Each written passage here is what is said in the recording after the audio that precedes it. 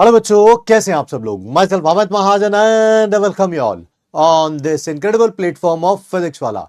यकीनियंस कैसे हैं आप सब लोग। Good morning, good morning, good morning everyone. नमस्ते, सत श्री अकाल, अस्सलाम वालेकुम। क्या हाल चाल है आप सब लोगों के।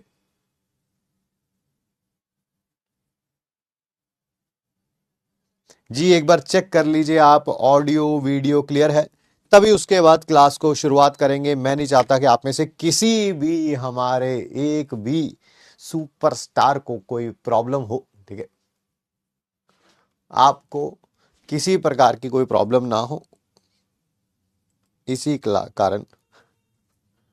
Yes sir, yes sir, yes sir. Good morning sir, good morning. Audio ठीक है, बढ़िया है सर, बढ़िया है सर। जी sir, yes sir, all clear, all okay, all okay, बढ़िया है sir. All set, all set, all set. Yes sir, no problem sir, no problem. चलिए बहुत बढ़िया जी, फिर तो है ना।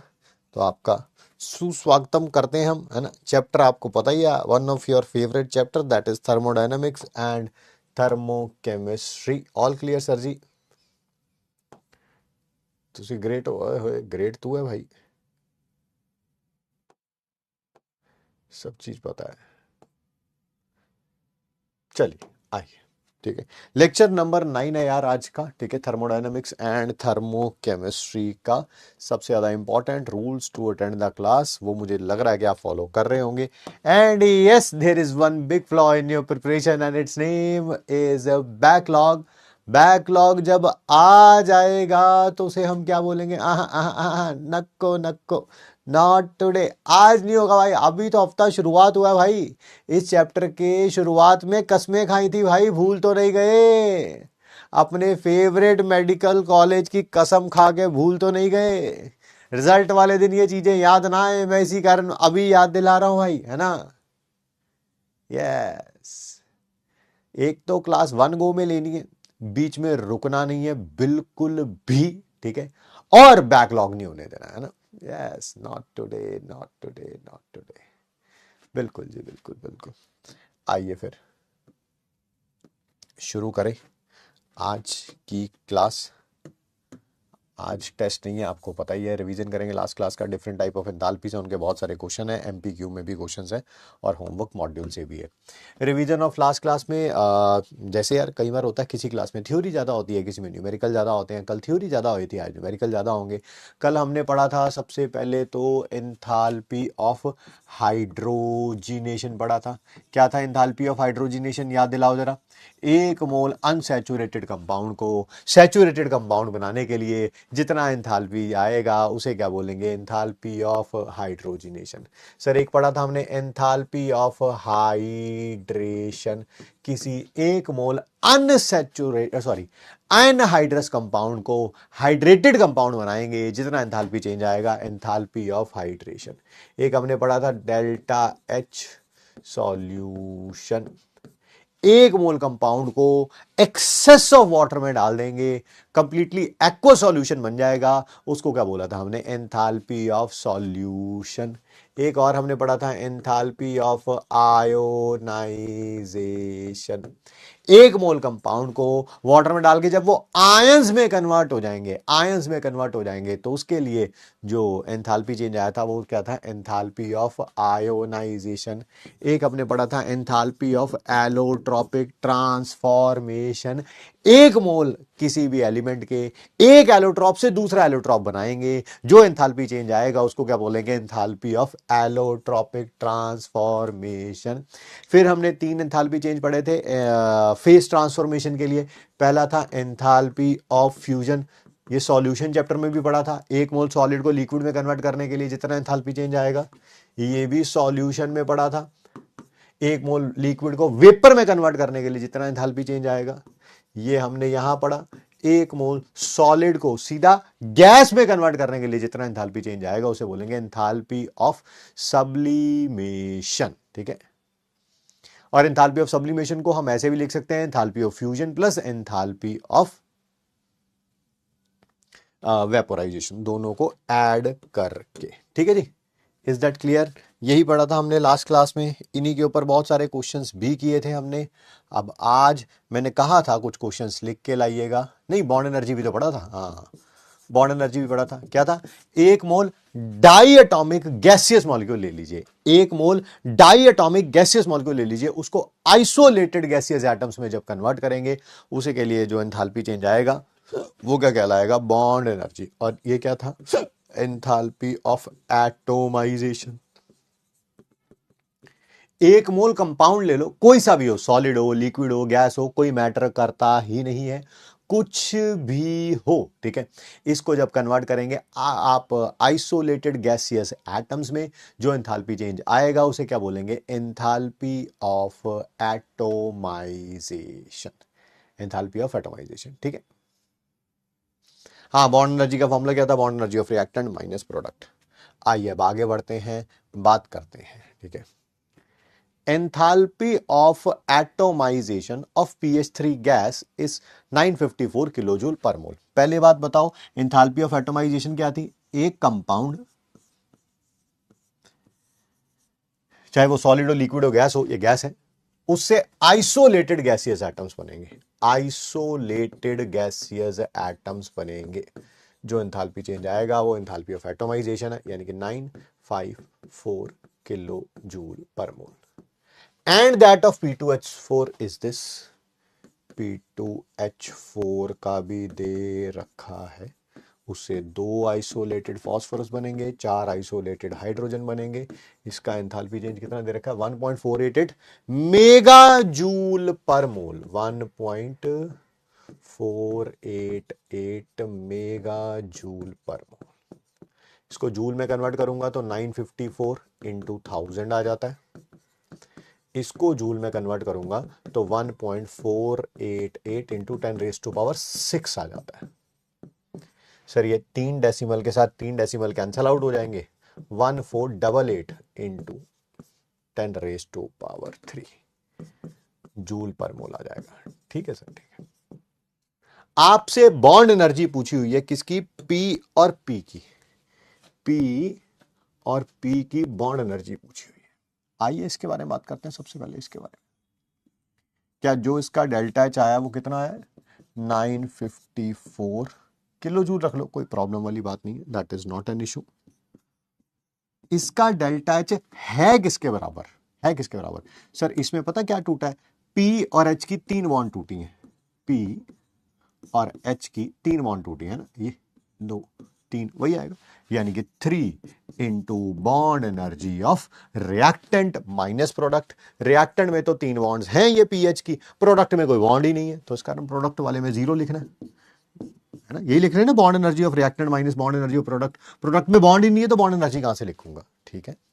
इसका डेल्टा एच बताना, इसका डेल्टा एच, इसका डेल्टा एच, फिर वही P2H4 ये होता है, P2H4 ये होता है,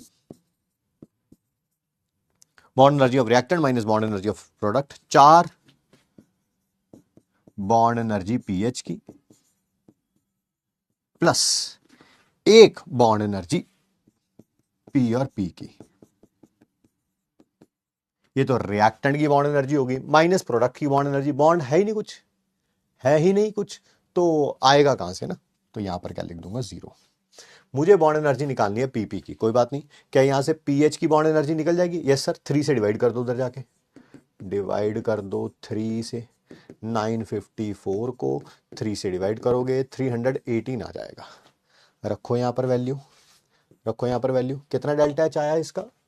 1488 kilojoule, kilojoule, kilojoule is equal to 4 into bond energy of PH, 4 into bond energy of 318 plus 1 into bond energy of PP. Sir वही तो निकालनी है, बिल्कुल सर वही निकालनी है।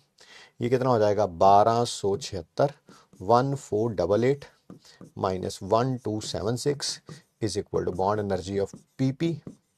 क्या आपको पता है कितना आएगा? अगर ये 1288 होता, अगर ये 1288 होता तो 200 आता, तो कम तो 212 आएगा मेरे ख्याल से। 212 है कोई? 212 ऑप्शन, 212 या 216? 18 चौका 72 होता है, हाँ ठीक है, 216, 216, 216। बॉन्ड एनर्जी पीपी का। क्या ये सबको क्लियर है? क्या ये सबको क्लियर है? यस और नो? जो कल पढ़ा था उसी को यूज किया है, कोई नई चीज तो नहीं बता दी हमने?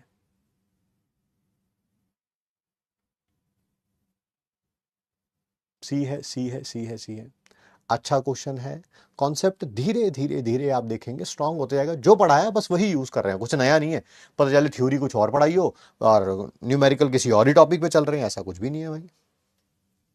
और देखते हैं अगला क्वेश्चन। नेम्स 2015 में आया था। आराम से देखो, सुनो, समझो, कोई जल्दीबाजी मत करो।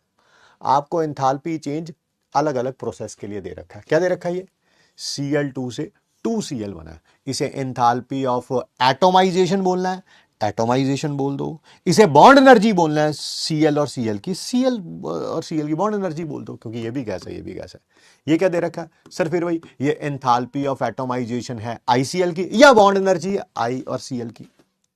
ये क्या दे रखा है सर? ये भी सॉलिड, ये गैस है, ये भी गैस है, हाँ बॉन्ड एनर्जी बोल सकते हैं। फिर भाई इसको एंथैल्पी ऑफ एटोमाइजेशन बोल दो I2 गैस की, या बॉन्ड एनर्जी बोल दो I और I2 की। बेसिकली I और I की बॉन्ड टूटी है।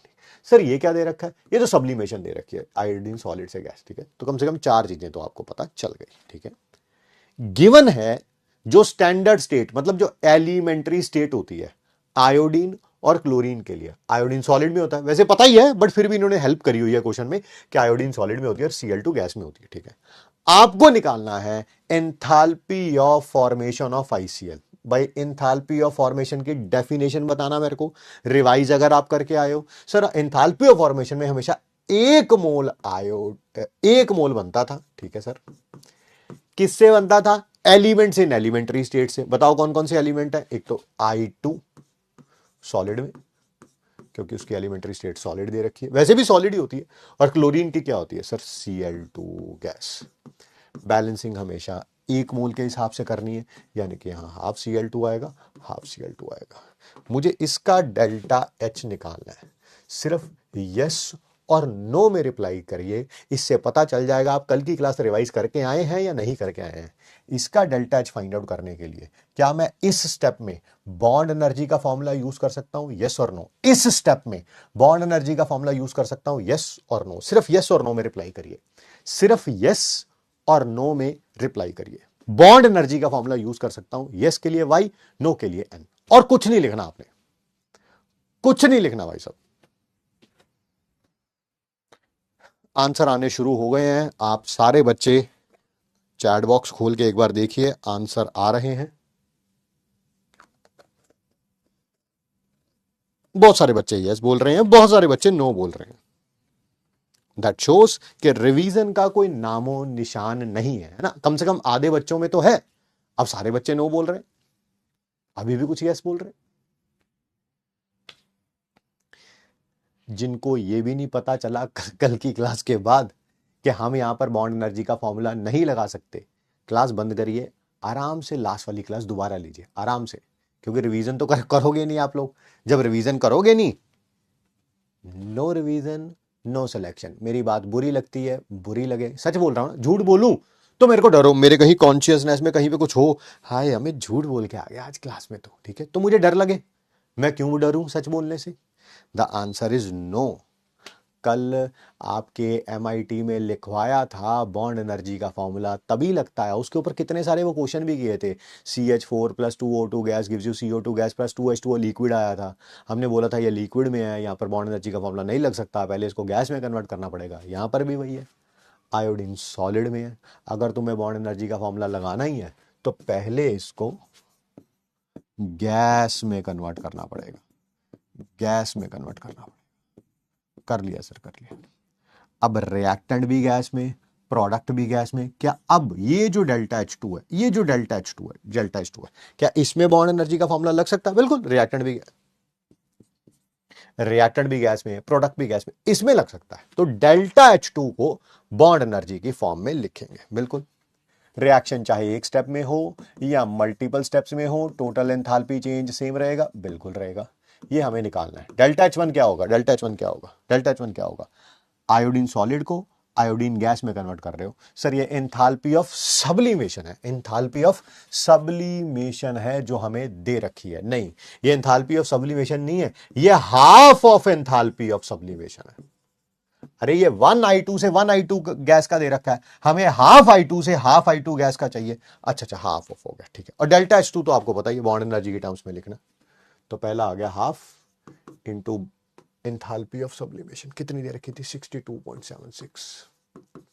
और डेल्टा H2 कैसे लिखेंगे, बॉन्ड एनर्जी के टर्म्स में, bond energy of reactant minus bond energy of product. Reactant में कौन था, half into bond energy of I2 gas. Bond energy I2 gas की दे रखी है कहीं, ये दे रखी है 151, plus half into bond energy of Cl2। Cl2 की कहीं दे रखी है, हाँ ये दे रखी है 242.3, minus bond energy of products. Product में कौन है 1ICl, 1ICl की बॉन्ड एनर्जी दे रखी है, हाँ दे रखी है 1 इंटू 211, 211.3 है शायद, कितना, हाँ 211.3। सारे किलो जूल में है, तो आपको टेंशन लेने की बिल्कुल भी जरूरत नहीं है। सारे किलो जूल में है ना, हाँ सारे किलो जूल में है। तो आओ फिर सॉल्व कर लो इसे। ये कितना हो जाएगा भाई 31.38, ये कितना हो जाएगा 75.5, ये कितना हो जाएगा 121.15, और ये कितना हो जाएगा 105.65, यही होगा ना, हाँ यही होगा। ये चला जाएगा तो लगभग 16 बचेगा, 16 में 75 को 91 बचेगा। 91 और 31 कितने होते हुए 122 के आसपास है, कोई 122 के आसपास, 122 के आसपास तो आंसर ही नहीं है यार, कोई क्या गड़बड़ कर दी भाई।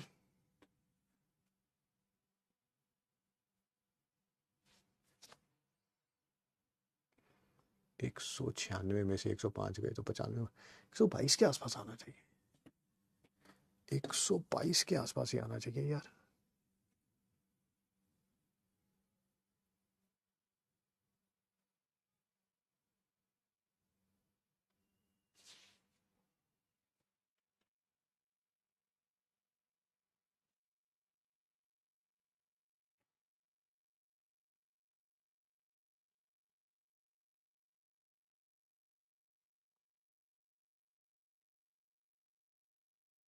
मेरे ख्याल से तो हमने कैलकुलेशन में 211.3, 211.3 में कहीं गलती करी है। एक ही तो आना है, एक ICl ही तो आना है, एक ही तो आना है। अच्छा अच्छा, मैंने हाफ कर दिया इसको, मैंने हाफ कर दिया इसको ना, किया 1 था, यहां गलती से हाफ कर दिया। ठीक है आना, अब कोई गड़बड़ नहीं है भाई, अब कोई गड़बड़ नहीं है। ये हो गया लगभग 196, 196 में से 211 गए तो कितना बच गया 15, 15, 15 माइनस का, इसमें 15 जाएगा तो 16 बचेगा, 16, 16, 16, ये रहा 16.8। मैंने थोड़ी कैलकुलेशन फास्ट करी है, मैं रिपीट कर देता हूं कैसे। ये हो गया लगभग 196, 196 में से 211 माइनस करूंगा तो 15 बचेगा माइनस का, 15 इसमें से जाएगा तो 16 आएगा। तो चेक कर लेना शायद आंसर ये है या ये है, ये है या ये है ना, ये है या ये, वो चेक कर लेना क्योंकि मैंने थोड़ा कैलकुलेशन फास्ट करी है। ठीक है, आइए बेटा याद करिए, क्या सिमिलर क्वेश्चन, सिर्फ क्वेश्चन पढ़िए, सिर्फ क्वेश्चन पढ़िए, क्या हमने कल किया है सिमिलर क्वेश्चन, हमने कल किया है। सर अगर कल किया है तो आज क्यों करा रहे हो, यही चेक करने के लिए कि भाई कल कोई रिवाइज भी करके आया कि नहीं आया, कि पता चले सब वही माता का माल है।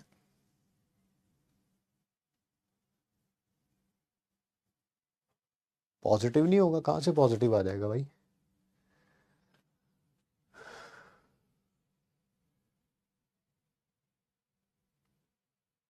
हाँ पॉजिटिव होगा यार, हाँ पॉजिटिव होगा, पॉजिटिव, पॉजिटिव होगा है ना, क्योंकि यहां पर बचेगा लगभग 15 माइनस का और ये प्लस का है, तो प्लस होगा ये। ठीक है जी, आइए आगे बढ़ते हैं बेटा, बात करते हैं AB A2B2 डाई एटॉमिक है, हाँ AB में भी 2 एटम है, A2 में भी B2 में भी। अगर बॉन्ड इंथैल्पी A2 AB और B2 की 1:1:0.5 है, यानी कि अगर ये x है ये भी x है, तो ये कितना होगा हाफ ऑफ x, x/2 कह लो। और एंथैल्पी ऑफ फॉर्मेशन इतनी दे रखी है, ए बी की फ्रॉम A2 एंड B2। आपसे बॉन्ड एनर्जी पूछी हुई है, एंथैल्पी ऑफ फॉर्मेशन दे रखी है, बॉन्ड एनर्जी पूछी हुई है, कोई बात नहीं। ध्यान से देखिएगा, एंथैल्पी ऑफ फॉर्मेशन कैसे करते हैं सर? हमेशा एक मोल प्रोडक्ट बनता है, किससे? एलिमेंट इन एलिमेंट्री स्टेट से। एक एलिमेंट्री स्टेट A2 है क्योंकि क्वेश्चन में दे रखा है, बी का एलिमेंट्री स्टेट B2 है, क्वेश्चन में दे रखा है। बैलेंस करना है तो एक मोल के हिसाब से। इसका डेल्टा एच दे रखा है बेटा कितना? -100 किलो जूल। आपको बॉन्ड एनर्जी का फॉर्मूला निकालना है, लगाना है, क्योंकि बॉन्ड एनर्जी के बारे में ही पूछा गया है। बताओ भाई बॉन्ड एनर्जी किसके बराबर होगी? सर ये गैस में होगा, सर ये गैस में होगा, ये गैस में होगा। क्वेश्चन में कहीं गिवन तो है नहीं कि ये गैस में होगा। अबे बॉन्ड एनर्जी का फॉर्मूला ही तब लगेगा ये गैस में होगा तो नहीं। अच्छा ये भी तो हो सकता है ये सॉलिड में हो, ये सॉलिड में हो, तो क्वेश्चन सॉल्व भी नहीं हो सकता क्योंकि एंथैल्पी ऑफ सब्लिमेशन दे ही नहीं रखी। एंथैल्पी ऑफ सब्लिमेशन दे ही नहीं रखी। नहीं सर ये लिक्विड में हो, तो भाई एंथैल्पी ऑफ वेपोराइजेशन दे ही नहीं, क्वेश्चन सॉल्व ही नहीं हो सकता। फिर भूल जाओ, क्वेश्चन होगा ही नहीं सॉल्व, जितनी मर्जी करते रहो, अनलेस और अनटिल कोई और इंफॉर्मेशन ना गिवन हो। तो गैस में ही होंगे, ऑब्वियस सी बात है, तो बहस करने वाली बात है नहीं। Bond energy reactant minus product half into bond energy of A2 कितनी दे रखी है? X। Half into bond energy of B2 कितनी दे रखी है? X minus 1 into bond energy of AB that is X/2। तो -100 इज इक्वल टू X/2। क्या X आ गया -200? -200 है ना?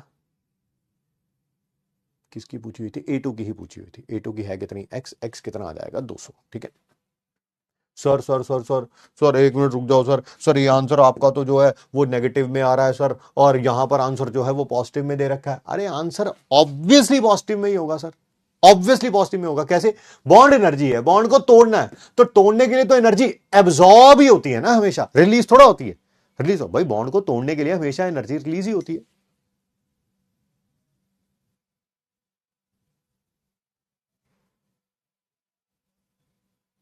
ओह अच्छा ये X है, ये X है। एक मिनट एक मिनट एक मिनट एक मिनट, ये B2 की X/2 है, B2 की X/2 है, तो हाफ इंटू X/2। मैंने देखा नहीं, मैंने गलती से इसको B2 पढ़ लिया। -1 इंटू बॉन्ड एनर्जी ऑफ,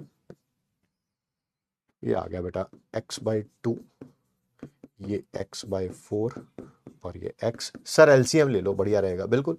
ये रहा 2X, ये रहा X, ये रहा 4X।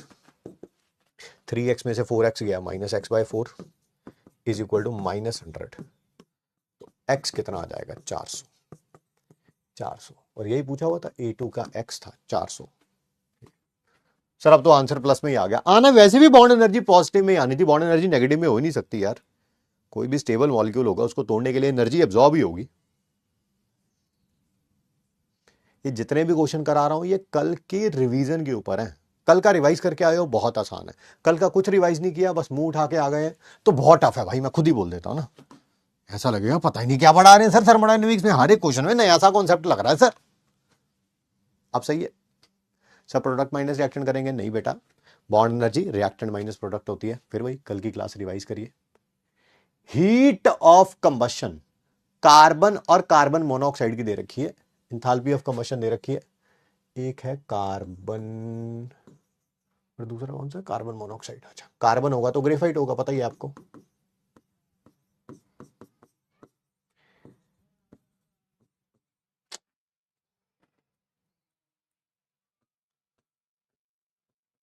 इसका एंथैल्पी ऑफ कंबशन है -393.5 किलो जूल होगा पर मोल। ठीक है सर, लिखा हीट ऑफ कंबशन है, बोल रहे हो एंथैल्पी ऑफ कंबशन। अरे भाई थोड़ा थोड़ा हम ना अपना दिमाग, अपना लॉजिक जरूर रखेंगे।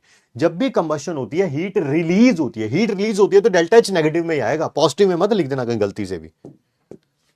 एंड कार्बन मोनोऑक्साइड, उसका भी कंबशन कराना, करा लो भाई। कार्बन मोनोऑक्साइड का कंबशन बनना तो आपको पता ही है, क्या बनना है? CO2 ही बनना है। इसका भी डेल्टा एच दे रखा है बेटा -283.5 किलो जूल। आपसे हीट ऑफ फॉर्मेशन पूछी हुई है कार्बन मोनोऑक्साइड की। अच्छा आपको बनाना है कार्बन मोनोऑक्साइड 1 मोल। किससे बनेगा? एलिमेंट इन एलिमेंट्री स्टेट से। एलिमेंट कौन है? एक तो कार्बन उसकी एलिमेंट्री स्टेट कार्बन ग्रेफाइट होती है, पढ़ा था हमने एंथैल्पी ऑफ फॉर्मेशन में, और ऑक्सीजन की O2 गैस होती है। बैलेंस एक मोल के हिसाब से करना है, ये निकालना है, इसका डेल्टा एच निकालना है। कोई बात नहीं, इन दोनों इक्वेशन की हेल्प से ये इक्वेशन बनाइए, है ना। तो बताओ कैसे बनाएंगे इन दोनों इक्वेशंस की हेल्प से ये वाली इक्वेशन। सर एक तो मुझे कार्बन ग्रेफाइट चाहिए 1 मोल रिएक्टेंट में, यहां पर 1 मोल है रिएक्टेंट में, तो इक्वेशन 1 को तो एज इट इज लिख दो। मुझे कार्बन मोनोऑक्साइड चाहिए प्रोडक्ट में, कहां पे है carbon monoxide? Sir second equation में रिएक्टेंट में है, मुझे प्रोडक्ट में चाहिए, तो क्या करना पड़ेगा? ऐसा बोल दूं, सेकंड इक्वेशन को रिवर्स करके इसमें ऐड कर दो, ये भी एक तरीका है। या ऐसा कह दो कि सेकंड इक्वेशन को सब्ट्रैक्ट कर दो, कम से कम 10 बार रिपीट कर चुका हूं, रिवर्स करके ऐड करना या सब्ट्रैक्ट करना बात एक ही होती है, उसमें होता यही है, प्रोडक्ट रिएक्टेंट में लिखा जाता है, रिएक्टेंट प्रोडक्ट में लिखा जाता है। ऐसा करने से अगर मेरा आंसर आ गया तो वेल एंड गुड, नहीं तो फिर कुछ और सोचूंगा। ठीक है, आओ भाई इक्वेशन बना के देखो। फर्स्ट इक्वेशन को एज इट इज लिख दिया, रिएक्टेंट को रिएक्टेंट साइड में, प्रोडक्ट को प्रोडक्ट साइड में। सेकेंड इक्वेशन को सब्ट्रैक्ट किया है, इसका मतलब उल्टा कर देना। उल्टा कहने का मतलब है जो प्रोडक्ट होगा सेकेंड रिएक्शन का वो रिएक्टेंट में आएगा, जो रिएक्टेंट होगा वो प्रोडक्ट में आएगा। देखिए जरा क्या क्या कैंसिल आउट हो सकता है कुछ। एक CO2 से एक CO2 गया, हाफ O2 इधर है, 1 O2 उधर है, कैंसल आउट होने के बाद सिर्फ इधर हाफ O2 बचेगा। एक में से आधा चला जाता है तो आधा ही बच जाता है। ठीक है, बन गई मेरी equation. 1 carbon graphite half O2 gives you 1 CO। तो बिल्कुल फिर डेल्टा एच भी कितना होगा? पहली इक्वेशन को एज इट इज रखा क्योंकि उसमें कोई चेंज किया ही नहीं आपने। सेकंड को क्या किया है? सब्ट्रैक्ट। सब्ट्रैक्ट का मतलब है माइनस कर दो इसको। सर ये -393.5 था, ये +283.5 है। सर आंसर आ जाएगा नेगेटिव में 110.5, नेगेटिव में 110.5। ऑप्शन नंबर सी है।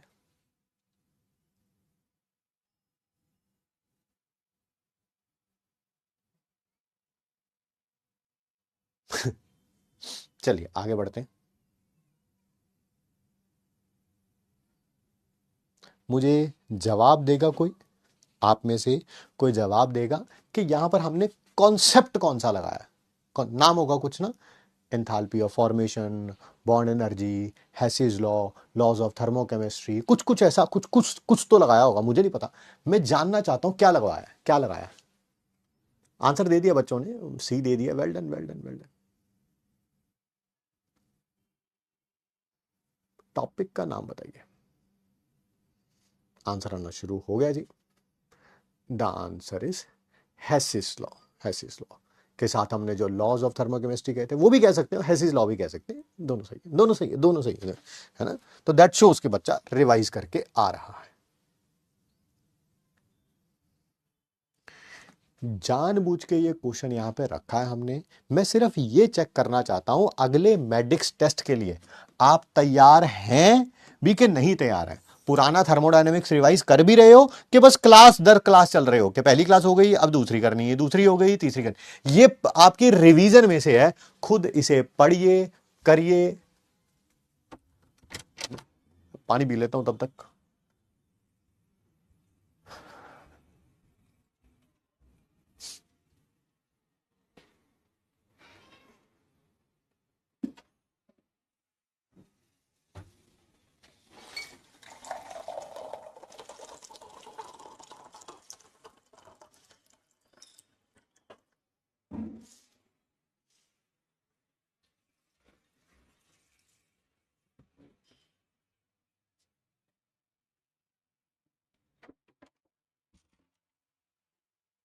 डन हो भी गया।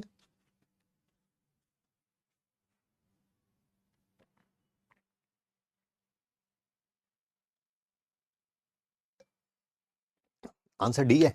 एक बार मैं भी पढ़ लूं यार क्वेश्चन। कंबशन करा रहे हैं बेंजीन का, बेंजीन होता है ये C6H6 लिक्विड में दे रखा है, उससे CO2 वाटर बनेगा। पता ही है हाइड्रोकार्बन की कंबशन से CO2 वाटर बनता है। हीट ऑफ कंबशन बेंजीन की कांस्टेंट वॉल्यूम पे दे रखी है, हीट दे रखी है बट कौन सी दे रखी है? क्यू वी दे रखी है, heat change at constant volume sir, जिसको डेल्टा यू भी बोलते थे, बिल्कुल यहां तक तो ठीक है सर। 25 डिग्री सेल्सियस पे टेम्परेचर 298 केल्विन हो गया। आपसे हीट ऑफ कम्बशन फिर दोबारा किलो जूल पर मोल पूछी गई है, बट कौन सी पूछी गई है, एट कांस्टेंट प्रेशर, ये पूछा गया क्यू पी। सर इसी तरह बोलो ना, डेल्टा एच पूछा गया। अच्छा अच्छा, क्या डेल्टा एच और डेल्टा यू का कोई रिलेशन था? हाँ सर था, ये delta H is equal to delta U plus, यहां पर पी डेल्टा वी भी लिख सकते हैं, एनआर डेल्टा टी भी लिख सकते हैं, delta N G R T भी लिख सकते हैं। एनआर डेल्टा टी नहीं लिख सकते, क्यों? क्योंकि इनिशियल टेम्परेचर दे रखा है, फाइनल नहीं दे रखा है। पी डेल्टा वी नहीं लिख सकते, क्यों? क्योंकि ना तो प्रेशर दे रखा है कहीं पे भी, और ना ही कोई चेंज इन वॉल्यूम दे रखा है।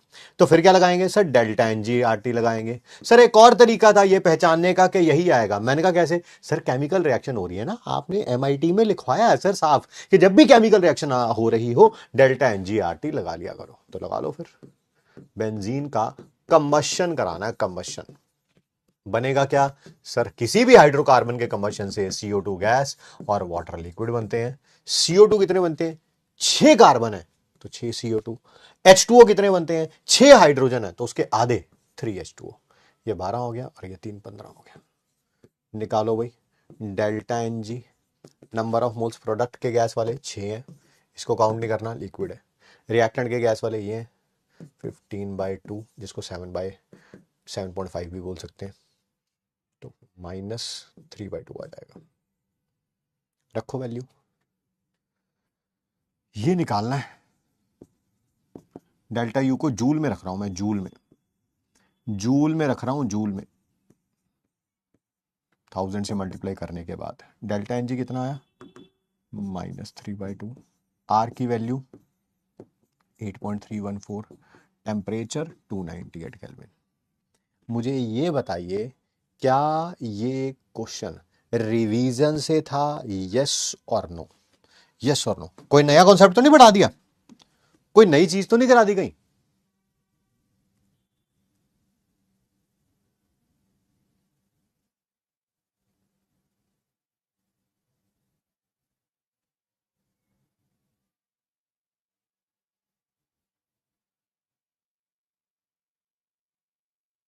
रिवीजन से था, रिवीजन से था, है ना? मैंने कहा चेक ही कर ले, मेडिक्स टेस्ट की कोई तैयारी हो भी रही है कि नहीं हो रही। अब इसको सॉल्व कर लीजिएगा, ये मत कहिएगा सॉल्व कराइए। अरे क्वेश्चन को सॉल्व कराया जाता है, इसको खुद करो यार।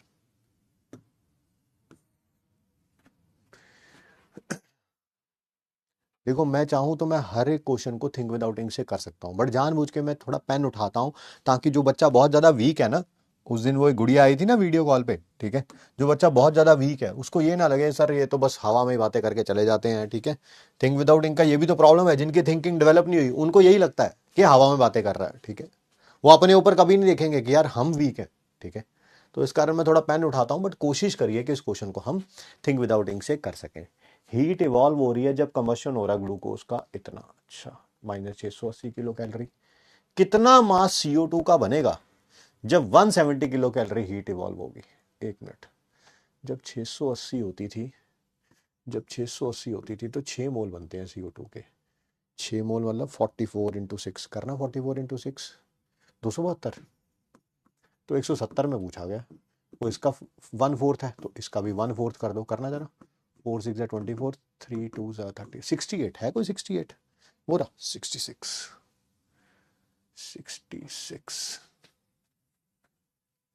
ठीक है, वही आंसर, ऑप्शन नंबर बी। पर फिर वही कहेंगे कहीं जाने सर ऐसे कैसे करते हैं भाई, फिर ऐसे कैसे? तो heat evolve in the combustion of glucose, जब ग्लूकोज का कंबशन होता है तब डेल्टा एच -680 किलो कैलोरी पर मोल दे रखा। ग्लूकोज का कंबशन कराना आता है? हाँ सर, किसी का भी कंबशन हम कराते थे तो ऑक्सीजन के साथ रिएक्शन कराते थे, कोई भी हाइड्रोकार्बन होता था तो CO2 और वाटर बनता है। 6 कार्बन होंगे, 6 CO2, 12 हाइड्रोजन होंगे, 6 H2O, 12 ये 6 18, 18 में से 6 इधर है, 12 इधर चाहिए, ये हो गया भाई।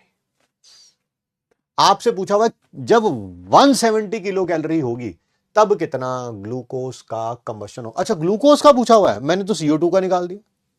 नहीं नहीं, CO2 का ही है, CO2 का ही है, सही है, सही किया मैंने, सही किया। देखे भाई, जब 680 किलो कैलोरी हीट इवॉल्व होती है तब कितना बनता है CO2? 6 मोल। मास कितना होगा? 6 into molar mass, 6 into molar mass. Molar mass कितना है CO2 का? 44 ग्राम। ये हो गया 240। 240 और 24 कितने होते हैं भाई? 264। बड़े बोला नहीं, जब 170 किलो कैलोरी होगी तब कितना इवॉल्व होगा? पहले 1 किलो कैलोरी के लिए निकाल लो, ये रहा। अब 170 के लिए निकाल लो, ये रहा। 6 और 1 61 आ रहा है, नहीं 6 और 6 66 आ रहा है, 66। फिर ऑप्शन नंबर बी।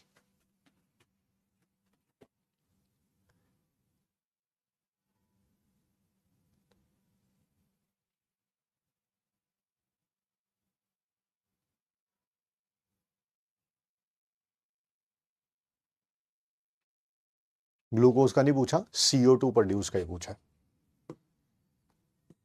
तो ये बहुत सारे क्वेश्चन थे भाई, कोई रिवीजन से था, कोई कल की रिवीजन से था। कुछ ऐसा था नहीं इन क्वेश्चंस में कि कोई कहे जी ओहो जी पता ही नहीं क्या करा दिया सर, पढ़ाया कुछ और था किया कुछ और है, ऐसा कुछ भी नहीं था। ठीक है, छोटा सा एक टॉपिक बताते हैं, फिर और क्वेश्चंस करा रहा हूं, वो भी इस टॉपिक और कल की क्लास से रिलेटेड है। इस देखो ऐसा ही होता है यार, किसी में थ्योरी ज्यादा होती है, किसी में न्यूमेरिकल ज्यादा होते हैं। कल थ्योरी बहुत ज्यादा थी, आज न्यूमेरिकल बहुत ज्यादा है, डिपेंड्स कर रहा है। ठीक है, आइए नेक्स्ट है भाई, calorific value of fuel. Fuel क्या होते हैं? जिनको जलाने से हीट निकलती है उनको बोलते हैं फ्यूल। ठीक है, जैसे हमारी बॉडी के लिए फ्यूल जो है वो तो खाना है, रोटी हो गई, सब्जी हो गई, वो भी हमारी बॉडी के अंदर जाते हैं, पेट में जाके उनका कंबशन होता है, वहां से क्या निकलती है? हीट, एनर्जी बोल सकते हो आप उसे, हीट बोल लो, एनर्जी बोल दो, वही हमारे यहाँ बॉडी में स्टोर होती है in the form of fats and all. ठीक है, एनर्जी भी हमें वहीं से मिलती है। ठीक है, इसी तरह से कैलोरीफिक वैल्यू ऑफ फ्यूल क्या होगी? ठीक है, 1 ग्राम फ्यूल का कंबशन कराओ, उससे जो हीट निकलेगी वो क्या कहलाएगी? That is calorific value. ठीक है, यहां पर वो रूकी पुकी ने एग्जांपल भी दे रखा है कि भाई हमारे लिए फ्यूल पिज्जा जैसी ही कोई चीज है, पेट्रोल नहीं है। गाड़ियों के लिए पेट्रोल फ्यूल है। ठीक है, पता चले तुम कहो जी हम पेट्रोल पी लेंगे, है ना, उससे जिंदा रह लेंगे, नहीं भाई नहीं, है ना। तब पेट्रोल का जाके पेट में कंबशन नहीं होगा। ठीक है, तुम्हारा ही कंबशन होगा, तुम्हारा ही कंबशन कराना पड़ेगा। मतलब तुम समझ गए हो कि मैं क्या कहना चाहता हूं। तो कैलोरीफिक वैल्यू है क्या? Heat evolve bye combustion of 1 gram of fuel. 1 gram fuel का कंबशन कराओ, जितनी हीट निकलेगी हम क्या बोलेंगे? वही उसकी क्या है? That is calorific value. ठीक है सर, कौन बेटर फ्यूल होता है? मान लो पेट्रोल है, डीजल है, कैरोसिन ऑयल है, कौन बेटर फ्यूल होता है? जिसकी कैलोरीफिक वैल्यू ज्यादा होती है। ठीक है, जिसके 1 ग्राम का कंबशन कराने से 1 से 30 कैलोरी हीट निकल रही है। दूसरे किसी फ्यूल का 1 ग्राम का कंबशन कराया, उससे 50 कैलोरी निकल रही है। तो जिससे 50 कैलोरी निकल रही है, ज्यादा हीट निकल रही है, वो बेटर फ्यूल है। ठीक है, तो कैलोरीफिक वैल्यू अगर हाई होगी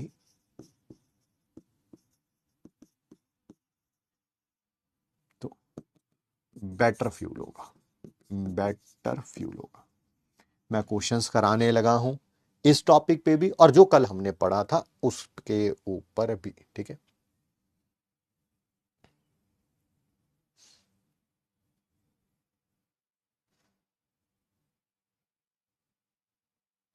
आइए पहला क्वेश्चन करते हैं। एंथैल्पी ऑफ कंबशन दे रखा है मीथेन का, ये मीथेन है, ये इथीन है, ये इथेन है, तीनों का एंथैल्पी ऑफ कंबशन दे रखा है किलोजूल पर मोल। 1 मोल का कंबशन से इतनी इतनी हीट निकल रही है। ठीक है, किसकी फ्यूल वैल्यू ज्यादा होगी? फ्यूल वैल्यू का मतलब है हीट प्रोड्यूस्ड पर gram of the fuel. Sir इसी तरह बोलो ना, कैलोरीफिक वैल्यू पूछी हुई है, हाईएस्ट फ्यूल वैल्यू मतलब कैलोरीफिक वैल्यू पूछी हुई है। कोई बात नहीं यार, करते थिंक विदाउट थिंक से करके देखो, है ना। एक एक मोल का दे रखा है, इसका मोलर मास है 16 ग्राम, इसका होता है 24 और 4 28 ग्राम, इसका होता है 24 और 6 30 ग्राम। 16 ग्राम से इतनी हीट निकल रही है, तो एक से कितनी निकलेगी? इसको 16 से डिवाइड कर दो, 890 को 16 से डिवाइड करेंगे 50 के आसपास आएगा। इसको 28 से डिवाइड करेंगे, 28 से डिवाइड करेंगे कितना आएगा, 28 पाँचा 140 होता है। हाँ, ये भी 50 के आसपास आ रहा है। ये इसको 30 से डिवाइड करेंगे, ये 32 आ रहा है। यही आंसर है, यही आंसर है, 32 आ रहा है, ये बी आंसर है। ये देखो, ये 16 5 80 होता है। और रुक जा रुक जा रुक जा, मैं 16 5 90 बोल रहा हूँ। हाँ हाँ, नहीं नहीं, ये आंसर है, ये आंसर है। 16 5 जा 80 होता है, यानी कि 16 50 जा 800 होगा। मैं 900 सोच रहा था। ठीक है ठीक है ठीक है, तो 15 को 6 से करते हैं तब होता है। ये आंसर होगा भाई, ये आंसर होगा। करके देख लेते हैं, करके देखें। कैलोरीफिक वैल्यू यहां पे निकाल, इसकी 1 मोल की वैल्यू दे रखी है 890। 1 ग्राम की कितनी होगी, मोलर मास से डिवाइड कर देंगे। ये भी 1411। 1 ग्राम की कितनी होगी, ये 1560। 1 ग्राम की कितनी होगी, ये आया लगभग 32। ये आया लगभग 28 पाँचा यानी कि 50। और ये 50 से भी ऊपर है, 56 के आसपास है मेरे ख्याल से। 16 6 96, 55 56 के आसपास होगा। ग्रेटर देन 50 आएगा, चेक करके देख लेना चाहे, या तो 55 आएगा या 56 आएगा, इसके आसपास आएगा, 56 के आसपास आएगा। तो ऑब्वियसली ये वाला आंसर ज्यादा है। सो आंसर तो नेगेटिव में आ रहे हैं। अबे भाई हीट इवॉल्व पूछी है, इवॉल्व पूछी है, तुम्हें इस नेगेटिव से कोई भी लेना देना नहीं है। ठीक है,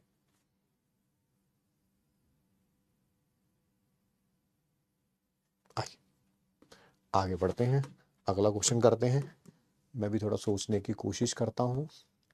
कोई काम करने के लिए एक पर्सन को 5615 किलो जूल ऑफ एनर्जी चाहिए। कोई काम करने के लिए, पता नहीं वो काम क्या है, पहाड़ चढ़ना है, रोटी बनाना है, पता नहीं है। How many kilogram of glucose चाहिए होंगे अगर सारी एनर्जी ये ग्लूकोज से आए, सारी एनर्जी ग्लूकोज से आए। ठीक है, डेल्टा एच कंबशन का ये दे रखा है। इसका मतलब 1 मोल ग्लूकोज का कंबशन कराते हैं तो इतनी एनर्जी निकलती है, हमें इतनी चाहिए, इसका डबल है, तो इसका मतलब 2 मोल लगेंगे। 2 मोल ग्लूकोज मतलब हो गया 180 ग्राम को 2 से मल्टीप्लाई कर दो, 360 ग्राम। 360 ग्राम को केजी में रखेंगे तो 0.36 केजी। ये बहुत कुछ सीखने के लिए है उन बच्चों के लिए भी, उन जिन्होंने ऐसे सिमिलर क्वेश्चन कर रखे हैं। ठीक है, और बहुत कुछ सीखने के लिए डेफिनेटली जो पहली बार कर रहे हैं। काम करने के लिए एनर्जी चाहिए 5615 किलो जूल।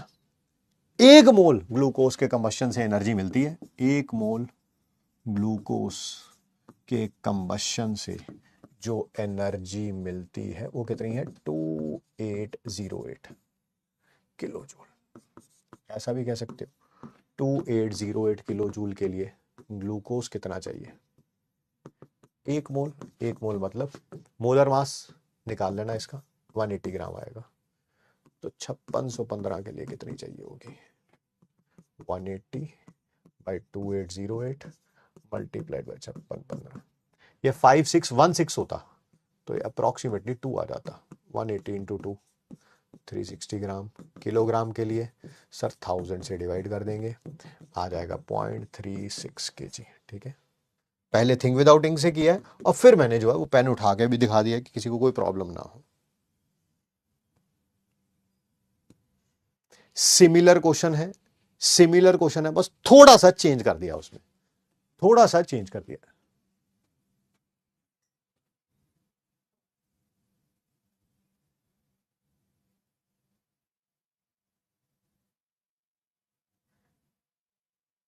किस क्वेश्चन में गड़बड़ है बेटा, क्वेश्चन बताओ। कुछ बच्चे कह रहे हैं किसी क्वेश्चन में गड़बड़ है, किस क्वेश्चन में गड़बड़ है, इसमें, इसमें 890 डिवाइडेड बाई 16, हाँ 55 56 के आसपास आ रहा है। 1411 डिवाइडेड बाई 28, 50 आ रहा है, वही लिखा है मैंने। 1560 डिवाइडेड बाई 32, वही 48 आ रहा है। हाँ जितना मर्जी आ जाए यार, हमें क्या, नहीं 30 करना था। कितना है, 1560 डिवाइडेड बाई 30, 1560 डिवाइडेड बाई 30, 52 आ रहा है। हाँ तो 52 भी आ रहा है, तब भी आंसर का आंसर थोड़ा चेंज हो गया तब भी। 32 की जगह फिर तब भी आंसर थोड़ा चेंज हो गया, आंसर थोड़ा चेंज हो गया उससे। यार तुम भी ना बहुत वेले हो। आइए अगला क्वेश्चन देखते हैं। एंथैल्पी चेंज, ठीक है, involve in the oxidation of glucose. Oxidation वही है कम्बशन, कंबशन ऑफ ग्लूकोज में इतना आ रहा है, ठीक है। इसमें से 25% एनर्जी वर्क में यूज होती है। अच्छा, अगर 1 मोल का कंबशन होता है तो इसका 25%, इसका 25% कितना होगा भाई? 720 आएगा, 720, हाँ 720 आएगा। इतनी जल्दी कर दिया 25%। अरे 25/100 क्या होता है? 1/4, 4 से डिवाइड कर दिया इसको, 720 आएगा, ठीक है। 720 किलो जूल। अगर 100 किलो जूल चाहिए 1 किलोमीटर वॉक करने के लिए, ठीक है, कितना मैक्सिमम डिस्टेंस ट्रेवल कर पाएगा अगर उसने 120 ग्राम ग्लूकोज खाया? 120 ग्राम का ग्लूकोज का मतलब हो गया, मोल्स कितने हो गए? 120/180। 120/180 कितना होता है? 2/3, यानी कि 0.66 मोल्स हो गए। तो 0.66 से, ये तो 1 मोल से एनर्जी मिली है, 0.66 से कितनी मिलेगी? 2/3 लिख लो इसको। 2/3 ऑफ 720, 240 इंटू 480 किलो जूल मिलेगी। 1 किलोमीटर के लिए 100 किलो जूल लग जाती है, 480 के लिए कितनी लगेगी? तो 4.8 किलोमीटर चलेगा। 4.8, 4.8 ये रहा। फिर वही, कहीं जाने कहेंगे ये तो आप तो अपने मन से ही कर लाते हो सर, आप तो अपने आप ही है ना याद करके आते हो सर, है ना, कुछ भी बोल सकता है, सबको मुंह लगा बेटा, दिमाग लगाना हो जुबान सबको लगी हुई है बेटा। तो आइए आपके लिए लिखना पड़ेगा पूरा का पूरा। डेल्टा एच कंबशन ग्लूकोज का दे रखा है 2880 किलो जूल पर मोल। सर नेगेटिव में, नेगेटिव लिख लो। 1 मोल का कंबशन होता है तो जो एनर्जी निकलती है वो है 2880। इसमें से एनर्जी वर्क के लिए कितनी अवेलेबल है? अवेलेबल फॉर वर्क वो है 25% ऑफ 2880, लगभग आएगा ये 720। अब ये 1 मोल से आई है, 1 मोल से। 1 मोल का मतलब पता है ना, 180 ग्राम ग्लूकोज से, 180 ग्राम ग्लूकोज से। बट खाया कितना इसने? 120 ग्राम खाया। तब कितनी एनर्जी आएगी? 720/180 इंटू 120, ये 60 के टेबल में 2 पे, ये 3 पे, ये 240 पे, 240 into 2, 480 kilo joule. 100 kilo joule से 1 किलोमीटर चल पाता है, तो 480 किलो जूल से कितना चल पाएगा? 1/100 इंटू 480 आ गया 4.8 किलोमीटर। ठीक, कईयों को बेटा यही तरीका पसंद रहता है ना, पर पेपर में ये वाला बच्चा आगे निकल जाएगा भाई। और ये एक दिन में तो थिंकिंग डेवलप नहीं होगी, बट जब से बैच स्टार्ट हुआ है मैं रोज कुछ कुछ कुछ कुछ कुछ कुछ ऐसा करा रहा हूं, तो धीरे धीरे सोच जरूर डेवलप होनी चाहिए।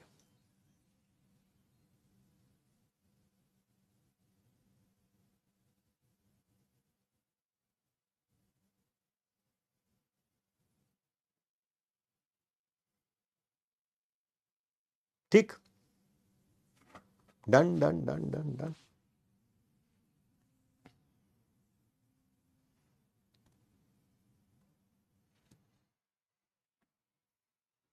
फिर भाई कल की रिवीजन के ऊपर क्वेश्चन है भाई, कल की क्लास रिवाइज करके आए हैं, चीजें बहुत आसान है, नहीं तो बस फिर सब मुश्किल है भाई।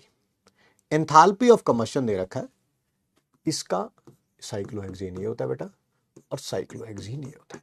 इसका तीनों का एंथैल्पी ऑफ कम्बशन दे रखा है, दे रखा, कोई बात नहीं। एंथैल्पी ऑफ हाइड्रोजिनेशन पूछा हुआ है साइक्लोहेक्सीन का, इसका enthalpy of hydrogenation, enthalpy of hydrogenation पूछा हुआ है, ये पूछा हुआ है, कोई बात नहीं। इस रिएक्शन का डेल्टा एच पूछा हुआ है, दे क्या रखा है? Enthalpy of combustion. फॉर्मूला किसका लगेगा? एंथैल्पी ऑफ कम्बशन का। लगाओ फिर फॉर्मूला एंथैल्पी ऑफ कम्बशन का। Enthalpy of combustion of reactants minus enthalpy of combustion of product. Reactant कौन है? 1 इंटू साइक्लोहेक्सीन, इसकी एंथैल्पी ऑफ कम्बशन ये रही -3800 plus 1 into enthalpy of combustion of hydrogen जो सबसे पहले दे रखा है -241, ये आ गया enthalpy of combustion of reactants minus enthalpy of combustion of products. Product में कौन है, साइक्लोहेक्सेन, दैट इज -3920। ये आ जाएगा भाई -4041 और ये प्लस में आ जाएगा 3920। 80 और 40 कितने होते हैं, 120, 121, 121, 121। ये रहा ऑप्शन नंबर है भाई। कल की क्लास का क्वेश्चन ये, कल कह लो या परसों कह लो, मतलब रिवीजन के ऊपर बेस्ड है क्वेश्चन, कि जब भी एंथैल्पी ऑफ कंबशन दिया होता है तो enthalpy of combustion of reactant minus product. A है, ए है, ए है, ए है।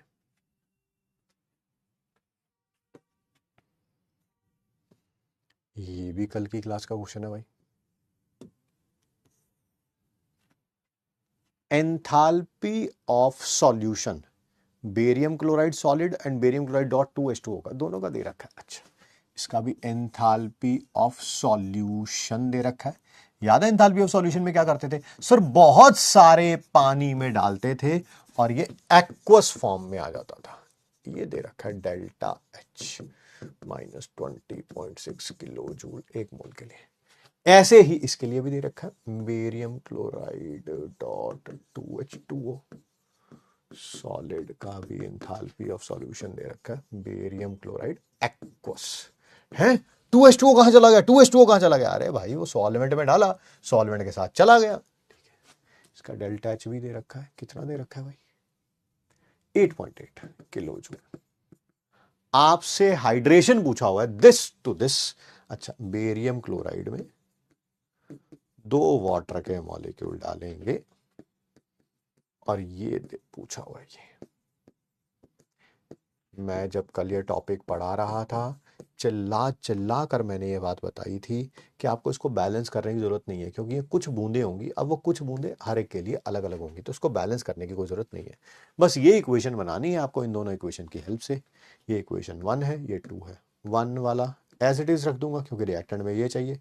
सेकंड वाली इक्वेशन को क्या करना पड़ेगा, रिवर्स। क्यों, क्योंकि मुझे प्रोडक्ट में चाहिए और ये यहां पर कहां दे रखा है, रिएक्टेंट में दे रखा है। तो इक्वेशन 1 को एज इट इज रखो, इक्वेशन 2 को सब्ट्रैक्ट कर दो। डेल्टा एच का आंसर आ गया, delta H1 delta H2। Delta H1 as it is रखो, डेल्टा H2 को सब्ट्रैक्ट कर दो। 8.8 -29.4 किलो जूल है कोई, -29.4, ये रही -29.4।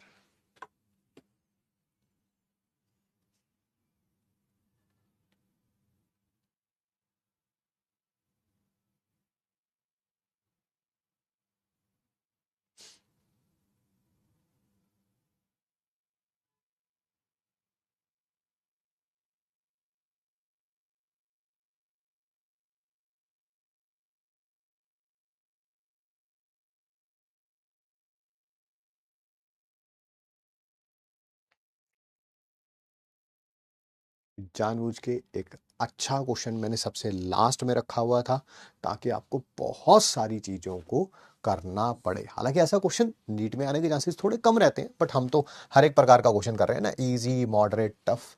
एक बार इसको जरा ट्राई करिए, है ना। मेरे हो रहा है पेन, मैं मेडिसिन लगा के आता हूँ यहाँ पे, है ना।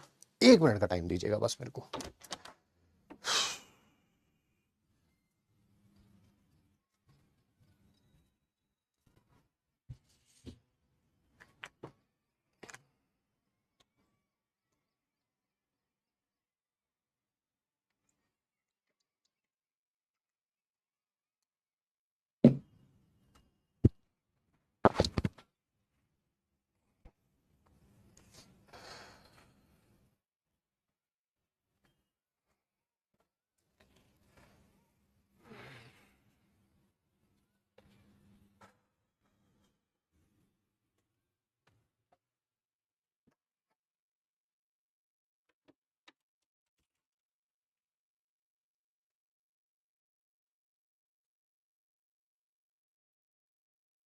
कुछ गड़बड़ है इसमें, पहली बात। एसओ नाम की तो कोई चीज ही नहीं होती। SO2 होगा, SO3 होगा, बैलेंस भी तो सही, EH2 होगा। कितनी सारी गलतियां कर रखी हो एक ही क्वेश्चन में। चलिए अब ठीक है। आपको 4 अलग अलग रिएक्शंस दे रखे हैं। अरे ये भी S+O2 होगा, क्या कर रखा है, टाइपिंग एरर था, मैंने सही कर दिया आप, ठीक है। 4 अलग अलग रिएक्शन दे रखी है आपको, enthalpy of formation of H2SO4 बनाना है। जब भी किसी का एंथैल्पी ऑफ फॉर्मेशन बनाना है तो यानी कि 1 मोल बनाना होता है। किससे? एलिमेंट इन एलिमेंट्री स्टेट से। हाइड्रोजन की एलिमेंट्री स्टेट H2, सल्फर की S8 होती है। बट आपको अगर आप क्लास रिवाइज करके आए हैं, मैंने उसमें साफ बोला था कि आप सल्फर की S भी रख सकते हो, ठीक है। हालांकि S8 ही होती है, मैं भी मानता हूं इसको, मैं भी इसको मानता हूं। अगर ये ऐसा दिया होता S8 1/8, तो मैं S8 ही लिखता भाई, S8 ही लिखता। मेरे लिए भी तो मजबूरी है ना, जो क्वेश्चन में दे रखा उसके अकॉर्डिंग एक्ट करना पड़ेगा ना, अपनी मन मर्जी नहीं चला सकता, मेरे घर के रूल नहीं है। ऑक्सीजन की क्या होती है? O2 होती है, ये 2 चाहिए। तो ये बनाना भाई, इन चारों इक्वेशन से ये बनाना है। कैसे बना सकता हूं, सोचते हैं भाई। पहले तो एक सल्फर चाहिए मेरे को रिएक्टेंट में, वो इक्वेशन 1 में नजर आ रहा है, आ रहा है नजर।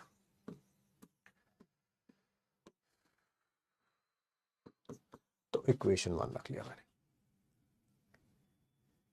एक मेरे को H2SO4 चाहिए प्रोडक्ट में, नजर आ रहा है? हाँ सर, थर्ड इक्वेशन में नजर आ रहा है। तो थर्ड इक्वेशन में एज इट इज डाल लिया इसको, ठीक है सर। एक H2 चाहिए सर आपको रिएक्टेंट में, नजर आ रहा है कहीं एक H2? हाँ सर नजर आ रहा है। तो इक्वेशन 4 को भी इतना कर लिया सर। अभी आपने O2 नहीं किया, मेरे को भी पता मैंने O2 नहीं किया। पहले इतना करके देख लूं, इतना करके देख लूं, क्या पता मेरा आंसर आ जाए। नहीं आएगा तो सोचूंगा। 1 3 और 4 को ऐड करना है। 1 का रिएक्टेंट, 3 के रिएक्टेंट और 4 का रिएक्टेंट ऐड कर लिया मैंने। 1 का प्रोडक्ट, 3 का प्रोडक्ट और 4 का प्रोडक्ट भी ऐड कर लिया। देखो भाई, कोई चीज कुछ हो सकता है तो करके देख लो। सर ये एक H2O से एक H2O चला गया, सही कह रहे हो तुम। ये 1O2 और ये हाफ O2, सीधी तरह लिख दो इसको 3/2O2, ये भी सही कह रहे हो आप। कुछ चीजें एक्स्ट्रा नजर आ रही हैं मेरे को।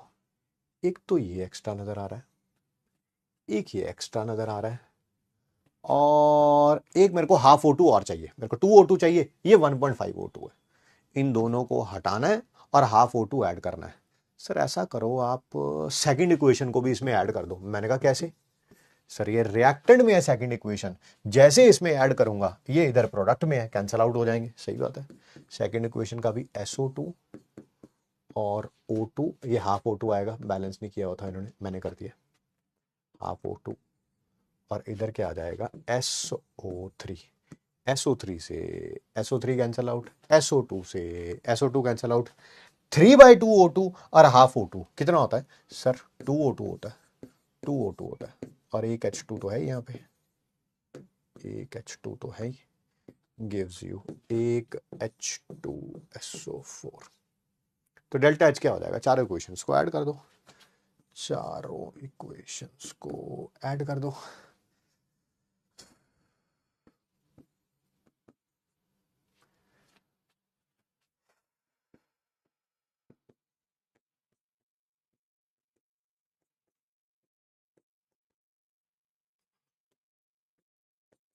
आइए, ये हो गया लगभग 400, ये 530 हो गया। 530 में अगर 300 ऐड करता तो होता 8, 530, 830, 820 के आसपास, 820 के आसपास, 820 के आसपास। ये ऑप्शन नंबर डी।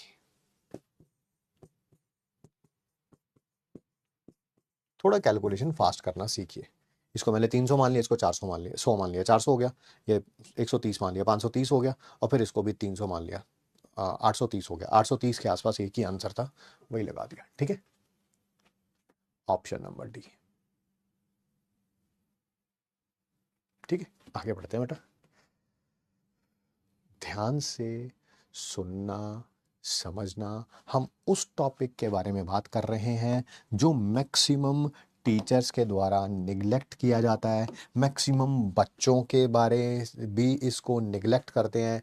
पेपर में क्वेश्चन आ जाएगा, उससे अगले साल से कोई भी निगलेक्ट नहीं करेगा। हालांकि आ भी चुका है, इसमें से क्वेश्चन आ भी चुका है, बट फिर भी कई जाने निगलेक्ट करते हैं। मुझे उसका रीज़न नहीं पता है। मुझे पता है कि हम क्या कर सकते हैं, क्या नहीं कर सकते हैं। ठीक है, तो आइए ध्यान से सुनते हैं, समझते हैं। ठीक है, बहुत बढ़िया, बहुत बढ़िया। मुझसे पहले कर लिया। मैं तो यही चाहता हूँ भाई, मैं तो यही चाहता कि तुम मुझसे बहुत पहले करो। पहले नहीं करो, बहुत पहले करो। मैं आपको एक बात बताऊं, मैं किताब पढ़ रहा था, उसमें एक वर्ड था अंग्रेजी में। वो मेरे को वर्ड, एक मिनट रुको, किताब यहाँ है कि बाहर रखी हुई है मैंने, वो किताब।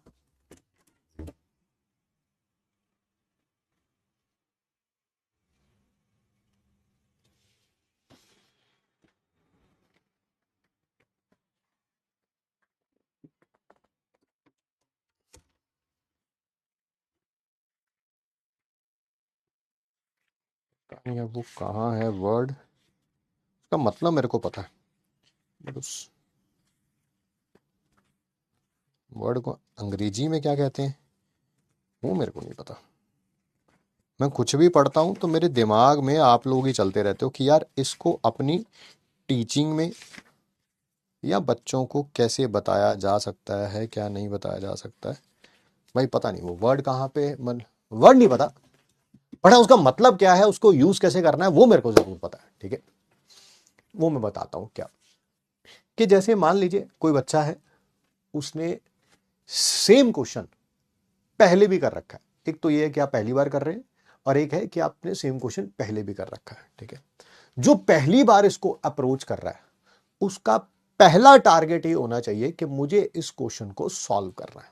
ठीक है, अब वो हो सकता है उसमें 2 मिनट ज्यादा लगे, 2 मिनट कम लगे। पहला, जब आप पहली बार पढ़ रहे हैं, टीचर पढ़ा रहा है, your like first aim should be कि यार मुझे ये क्वेश्चन सॉल्व करना है। ठीक है, कोई ऐसा बच्चा है जिसने पहले क्वेश्चन सॉल्व कर रखा है, उसका एम पता क्या होना चाहिए, इस क्वेश्चन को मुझे जल्दी सॉल्व करना है। दोनों में फर्क है। जो पहली बार कर रहा है उसका सिर्फ सॉल्व करना एम है। ठीक है, और इसका एम क्या होना चाहिए, जल्दी कैसे सॉल्व करना है। आप, मैं इसको और किसी आसान तरीके से कर सकता हूं क्या, क्या मैं इसमें थिंक विदाउट इंक लगा सकता हूं क्या। ठीक है, वो उसको वो सोचना चाहिए। सर ये वाला बच्चा फिर ये कब डेवलप करेगा, जब ये रिवाइज कर रहा होगा, क्योंकि तब इसके पास ये सॉल्यूशन सामने होगा कॉपी में, बट इसको सॉल्यूशन नहीं देखना है, तब इसको क्वेश्चन पढ़ना है। यार क्वेश्चन मेरे को आता है, मैंने क्लास में किया भी था, सर ने ऐसे किया था, ऐसे किया था, क्या मैं इसमें से और लाइक 2 स्टेप्स एलिमिनेट करके क्या मैं इसका और आंसर जल्दी लेके आ सकता हूँ। इसी को बोलते हैं हर एक सेम प्रॉब्लम को एक नए पर्सपेक्टिव से देखना। जब आप सेम नए पर्सपेक्टिव से चीजों को देखते हैं ना, तब चीजें बड़ी आसान हो जाती हैं। और एक और तीसरा एंगल है जो वाहियात एंगल है। ठीक है, उस एंगल को बोलते हैं वाहियात एंगल। जिस एंगल को मैं पता करते हैं, क्वेश्चन यही है, पहले कर रखा है। ठीक है, अभी यार ये तो आता है मेरे को, यार मेरे पता क्या करना है, पहले वही क्वेश्चन 1 लेनी है, फिर उसके बाद क्वेश्चन 2 लेनी है, फिर उनमें से क्या कर देना है, 1 वाले में से 2 को सब्ट्रैक्ट कर देना। अबे रट्टा मार रखा भाई तुमने, रट्टा मार रखा है तुमने। ठीक है, तुम्हारा कोई पर्सपेक्टिव है ही नहीं उसके ऊपर। ठीक है, इसी की जगह कोई और क्वेश्चन आ गया तो क्या 1 में से 2 सब्ट्रैक्ट करनी होगी, पता चले वहां पे 2 में से 1 सब्ट्रैक्ट करनी है। ठीक है, तो आपका पर्सपेक्टिव क्या है, ठीक है, वो उसके ऊपर डिपेंड करता है।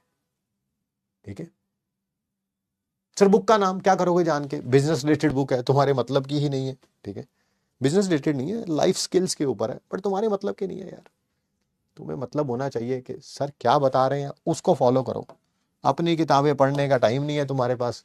हम कहते हैं मॉड्यूल कर लो, रिवाइज कर लो। ठीक है, वो ज्यादा इंपॉर्टेंट है, इन किताबों का क्या करोगे।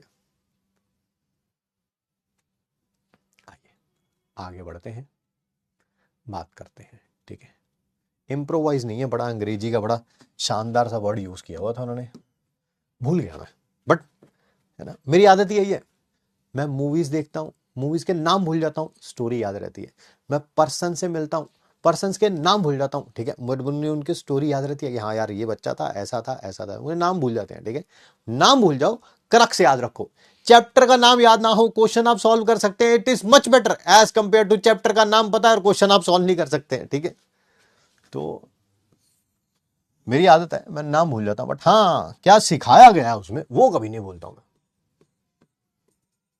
ध्यान से सुनिएगा, समझिएगा। रेजोनेंस एनर्जी किसे बोलते हैं। ठीक है, पहली बात तो रेजोनेंस एनर्जी उन्हीं में हो सकती है जिनमें रेजोनेंस होगी, है ना। और सर किन में रेजोनेंस होती है, कैसे होती है, भाई ये सब ऑर्गेनिक में पढ़ेंगे हम, हमारा इससे कोई लेना देना नहीं है, ठीक है। मैं तो सिर्फ बता रहा हूं कि रेजोनेंस एनर्जी उन्हीं में होगी जिनमें रेजोनेंस होगी। रेजोनेंस नहीं है, ठीक है, मीथेन में रेजोनेंस ही नहीं होती तो मीथेन की रेजोनेंस एनर्जी कहां से आएगी, ठीक है। तो रेजोनेंस है तो रेजोनेंस एनर्जी होगी, ठीक है। सर रेजोनेंस एनर्जी होती क्या है, ध्यान से देखिए, एक मोल नॉन रेजोनेटिंग स्ट्रक्चर से एक मोल उसी का ऑब्वियसली रेजोनेटिंग स्ट्रक्चर बनाओगे, उसी कंपाउंड की नॉन रेजोनेटिंग स्ट्रक्चर, उसी कंपाउंड की रेजोनेटिंग स्ट्रक्चर बनाओगे, जो भी एंथैल्पी चेंज आएगा उसे बोलेंगे हम रेजोनेंस एनर्जी। फिर मेरी बात समझ में नहीं आई, समझ में मैं समझाता हूं ना, ठीक है। जैसे कार्बन डाइऑक्साइड है, कार्बन डाइऑक्साइड जो है वो उसमें रेजोनेंस होती है। अब इसी से आधी से ज्यादा दुनिया हिल जाएगी जिन्होंने ऑर्गेनिक पढ़ रखी है। ऑर्गेनिक पढ़ रखी है सर हमने हमने तो कभी नहीं पढ़ा सर कि इसमें रेजोनेंस होती है भाई इसमें रेजोनेंस। अब वो आप सोचिएगा, वो ऑर्गेनिक का काम है, वो मेरा काम नहीं है, मैं उसके ऊपर बहसबाजी नहीं करूंगा। तो मैंने क्या किया, एक मोल कार्बन डाइऑक्साइड का लिया, कौन सी स्ट्रक्चर, नॉन रेजोनेटिंग स्ट्रक्चर। इससे क्या बनाया, ये ऑब्वियसली रहेगा तो कार्बन डाइऑक्साइड, ये कार्बन डाइऑक्साइड है तो ये भी कार्बन डाइऑक्साइड, ये बेंजीन है तो ये भी बेंजीन। ऐसा थोड़ा बोल रहा हूं बेंजीन से CO2 बन गया, ऐसा थोड़ा बोल रहा हूं यार। ये भी ये नॉन रेजोनेटिंग है तो बस ये क्या है, रेजोनेटिंग स्ट्रक्चर, दैट्स इट, ठीक है।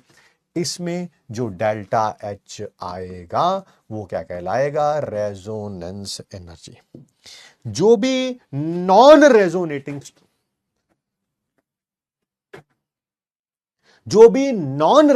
स्ट्रक्चर होती है वो जनरली उसकी एनर्जी ज्यादा होती है और रेजोनेंस वाले की एनर्जी कम होती है। जनरली बोल रहा हूं, नॉन रेजो वाले की एनर्जी ज्यादा, रेजो वाले की एनर्जी कम, यानी कि नॉन रेजो से रेजो जा रहे हैं तो एनर्जी डिक्रीज हो रही है, इसका मतलब एनर्जी रिलीज हो रही है। तो इसका मतलब रेजोनेंस एनर्जी किस में होगी, पॉजिटिव में होगी कि नेगेटिव में होगी, सर नेगेटिव में होगी। बड़ी सिंपल सी बात है, बोल तो रहे हो, एनर्जी रिलीज हो रही है is in negative, as energy क्या हो रही है, रिलीज हो रही है।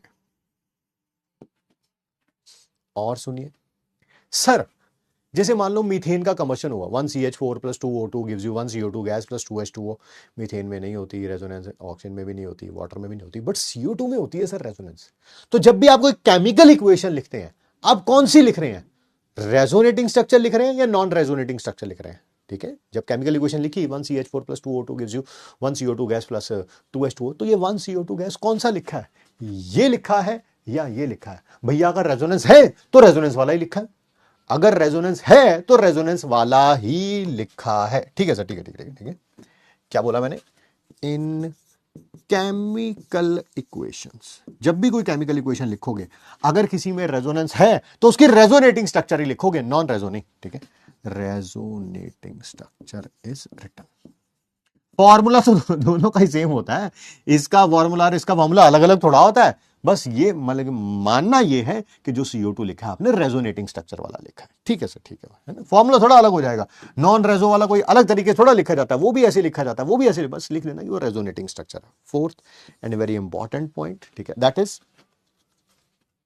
मान लेते हैं रिएक्टेंट भी गैस में है, प्रोडक्ट भी गैस में है, तो क्या हम बॉन्ड एनर्जी का फॉर्मूला लगा सकते हैं, लगा सकते हैं, लगा सकते हैं, बट हमेशा नॉन रेजोनेटिंग स्ट्रक्चर पे। किस पे, क्या बोला मैंने, नॉन रेजोनेटिंग स्ट्रक्चर पे, ठीक है। तो बॉन्ड एनर्जी की दो कंडीशंस हो गई, एक तो रिएक्टेंट प्रोडक्ट गैस में होने चाहिए थे, दूसरा किस में होने चाहिए, नॉन रेजोनेटिंग स्ट्रक्चर पे, ठीक है।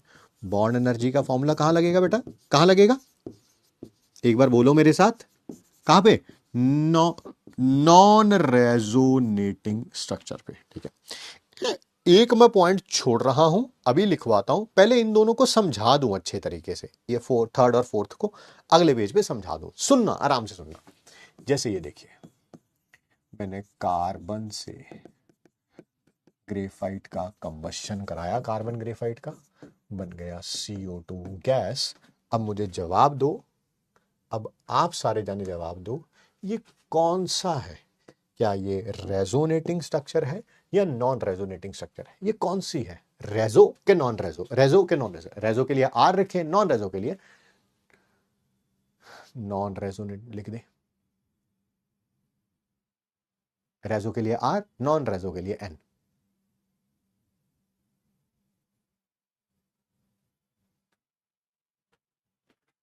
सबका आंसर सही है, यही था थर्ड पॉइंट। केमिकल इक्वेशन में रेजोनेटिंग स्ट्रक्चर लिखेंगे, यानी कि ये क्या है, रेजोनेटिंग स्ट्रक्चर। Very good. अब मुझे दोबारा मेरे को फिफ्थ पॉइंट समझाना है। बॉन्ड एनर्जी का फॉर्मूला कब लगता है, जब दोनों रिएक्टेंट प्रोडक्ट गैस में भी हो और नॉन रेजो स्ट्रक्चर पे। क्या यहां पर बॉन्ड एनर्जी का फॉर्मूला लग सकता है, लग ही नहीं सकता। ये किसमें है, सॉलिड में। ग्रेफाइट सॉलिड होता है, तो पहले इसको तो गैस में कन्वर्ट करो, करो भाई करो करो। गैस, ये जी का मतलब गैस है, ग्रेफाइट मत मान लेना कहीं, तुम्हारा कुछ नहीं पता। क्या अब लग जाएगा, क्या अब लग जाएगा यहां ये। अब देखो, पहले मैंने इसको गैस में कन्वर्ट कर दिया, क्या अब इस डेल्टा H2 में बॉन्ड एनर्जी का फॉर्मूला लग सकता है, यस और नो। यस और नो, सिर्फ यस और नो में रिप्लाई करो, साथ साथ पता चलता रहेगा कॉन्सेप्ट समझ आ रहा है कि नहीं। सिर्फ यस और नो में रिप्लाई करिए।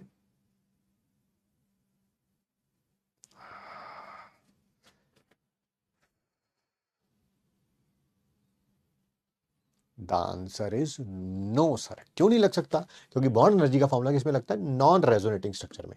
केमिकल इक्वेशन में क्या बनी हुई है, रेजोनेटिंग स्ट्रक्चर। तो पहले तो मुझे क्या करना पड़ेगा, पहले इसको नॉन रेजो में मानना पड़ेगा, नॉन रेजो में मानना पड़ेगा कि ये कौन सी है, नॉन रेजोनेटिंग स्ट्रक्चर। क्या अब लग जाएगा, हाँ, रिएक्टेंट प्रोडक्ट गैस में है, बहुत बढ़िया। और दूसरी बात, ये नॉन रेजोनेटिंग स्ट्रक्चर, यहां पर बॉन्ड एनर्जी का फॉर्मूला लग जाएगा। ठीक है, मुझे ये बताना, ये कौन सी एनर्जी है, जब यहां से यहां गए डेल्टा H3 लगा, डेल्टा H3 क्या है, कोई नाम होगा, जैसे इसका नाम है एंथैल्पी ऑफ सब्लिमेशन, सब्लिमेशन ही है ना। अरे सॉलिड से गैस में कन्वर्ट कर रहे हो यार, इसको कैसे फाइंड आउट कर सकते हो बॉन्ड एनर्जी, ये कौन सी एनर्जी है, ये कोई एनर्जी होगी, ये कोई एनर्जी होगी।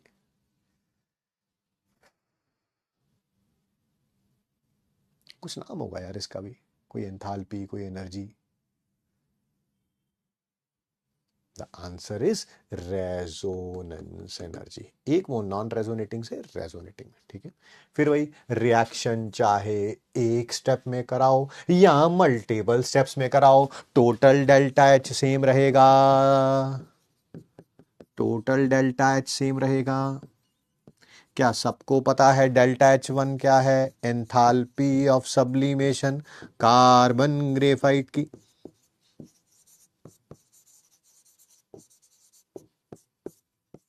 डेल्टा H2 बॉन्ड एनर्जी की फॉर्म में, bond energy of reactant minus bond energy of product. Sir यहां पर तो बॉन्ड ही कोई नहीं है, कार्बन गैस में दूसरा कार्बन गैस में कोई आपस में बॉन्ड ही नहीं है, तो 1 into 0 plus 1 into bond energy of O2, है ना। सर ये तो रिएक्टेंट की एनर्जी आ गई, प्रोडक्ट में क्या होगा, 2 into bond energy of C double bond हो, क्योंकि एक CO2 में दो बॉन्ड्स होती हैं, C डबल बॉन्ड होगी, है ना। और डेल्टा H3 क्या है, that is resonance energy of CO2। क्या ये सबको क्लियर है, यस और नो।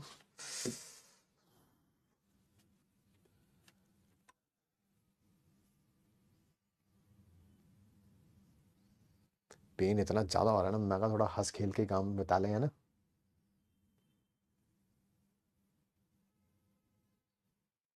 एक और करें ऐसा, एक और करें ऐसा समझने के लिए, एक और करें ऐसा। बस आप सारे जाने यस नो में रिप्लाई करते रहना। मैं इक्वेशन लिख रहा हूं, क्या मैंने सही लिखा है या गलत लिखा है, सही लिखा है या गलत लिखा है। ट्रू के लिए टी लिख दो, फॉल्स के लिए एफ लिख दो। ट्रू के लिए टी, फॉल्स के लिए एफ, जल्दी जल्दी बताओ।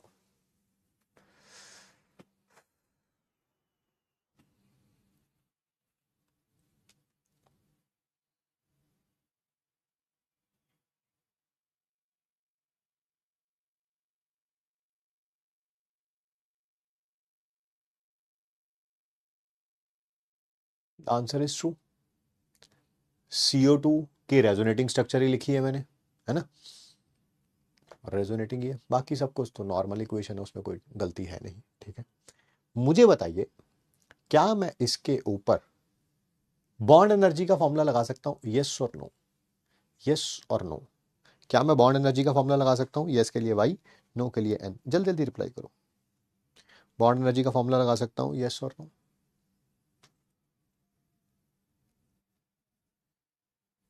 जल्दी जल्दी जल्दी जल्दी। The answer is no.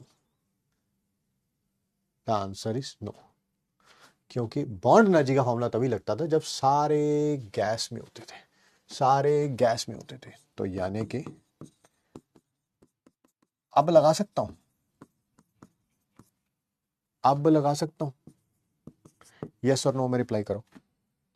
मैंने H2O को भी गैस में कन्वर्ट कर दिया, क्या अब लगा सकता हूं बॉन्ड एनर्जी का formula? The answer is still no. Bond energy का फॉर्मूला लगाने के लिए आपको इसको किस में कन्वर्ट करना पड़ेगा? सर इसको कन्वर्ट करना पड़ेगा इसमें नॉन रेजोनेटिंग स्ट्रक्चर में। किस में कन्वर्ट करना पड़ेगा? नॉन रेजोनेटिंग स्ट्रक्चर में। 1CO2 gas, non resonating structure, और फिर क्या था? 2H2O gas.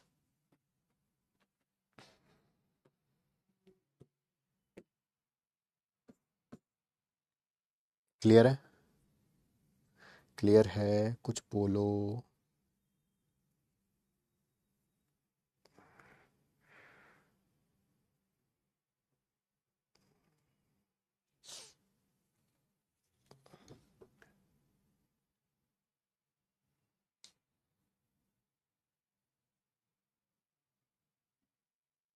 ठीक है, तो ऐसे ही डेल्टा एच किसके बराबर होगा? Delta H1 plus delta H2 plus delta H3 and so on, ऐसा ही कर सकते हैं। ठीक है, ऐसे जैसे यहां पर किया, पिछले पेज में किया, जैसे पिछले पेज। सर एक आपने यहाँ पे ना पॉइंट छुड़वाया था, उसके बारे में भी बता दीजिए। ठीक है, लास्ट पॉइंट है, जब भी रेजोनेंस आती है, जनरल बात कर रहा हूं, जनरल बात कर रहा हूं, जब भी रेजोनेंस आती है स्टेबिलिटी बढ़ जाती है। जनरली रेजोनेंस आती है, स्टेबिलिटी बढ़ जाती है, इसका मतलब एनर्जी लॉस होती है, एनर्जी लॉस होती है। ठीक है, आप उससे भी फाइंड आउट कर सकते हैं रेजोनेंस एनर्जी को, आप उससे भी रेजोनेंस एनर्जी को फाइंड आउट कर सकते हैं। डेल्टा एच जो आना चाहिए, किसी रिएक्शन का डेल्टा एच जो आना चाहिए, माइनस जो आया है, इन दोनों का डिफरेंस भी रेजोनेंस एनर्जी कहलाता है। इन दोनों का डिफरेंस भी रेजोनेंस एनर्जी कहलाता है। सर कैसे कैसे कैसे, इसको समझा दीजिए। समझाते हैं ना, ये देखो, साइक्लोहेक्सीन में एक डबल बॉन्ड होती है, इसको हाइड्रोजिनेट करने के लिए मान लो एनर्जी लगती है -x किलो जूल। एक डबल बॉन्ड को रिड्यूस करने के लिए x किलो जूल लगती है। तो बताओ 3 डबल बॉन्ड को रिड्यूस करने के लिए कितनी लगनी चाहिए? 3 डबल बॉन्ड को रिड्यूस करने के लिए कितनी लगनी चाहिए? सर एक के लिए x लगती है तो 3 के लिए 3x लगनी चाहिए। बट क्योंकि इसमें रेजोनेंस होती है, बेंजीन में रेजोनेंस होती है, तो जो वैल्यू आएगी, जो वैल्यू आएगी वो इससे डिफरेंट होगी, इससे डिफरेंट होगी, वो 3x के इक्वल नहीं होगी। बस, तो रेजोनेंस एनर्जी निकाल लो। जो आना चाहिए भाई, एक डबल बॉन्ड के लिए x लगती है तो 3 के लिए 3x लगनी चाहिए, माइनस जो वैल्यू आई है रियलिटी में, बेंजीन में जो वैल्यू आई है हाइड्रोजिनेशन की, वो ये आई है। तो आंसर क्या हो जाएगा? y minus 3x। ये जो इन दोनों का डिफरेंस होगा वही क्या कहलाएगा? Resonance energy. वही क्या कहलाएगा? Resonance energy. ठीक है,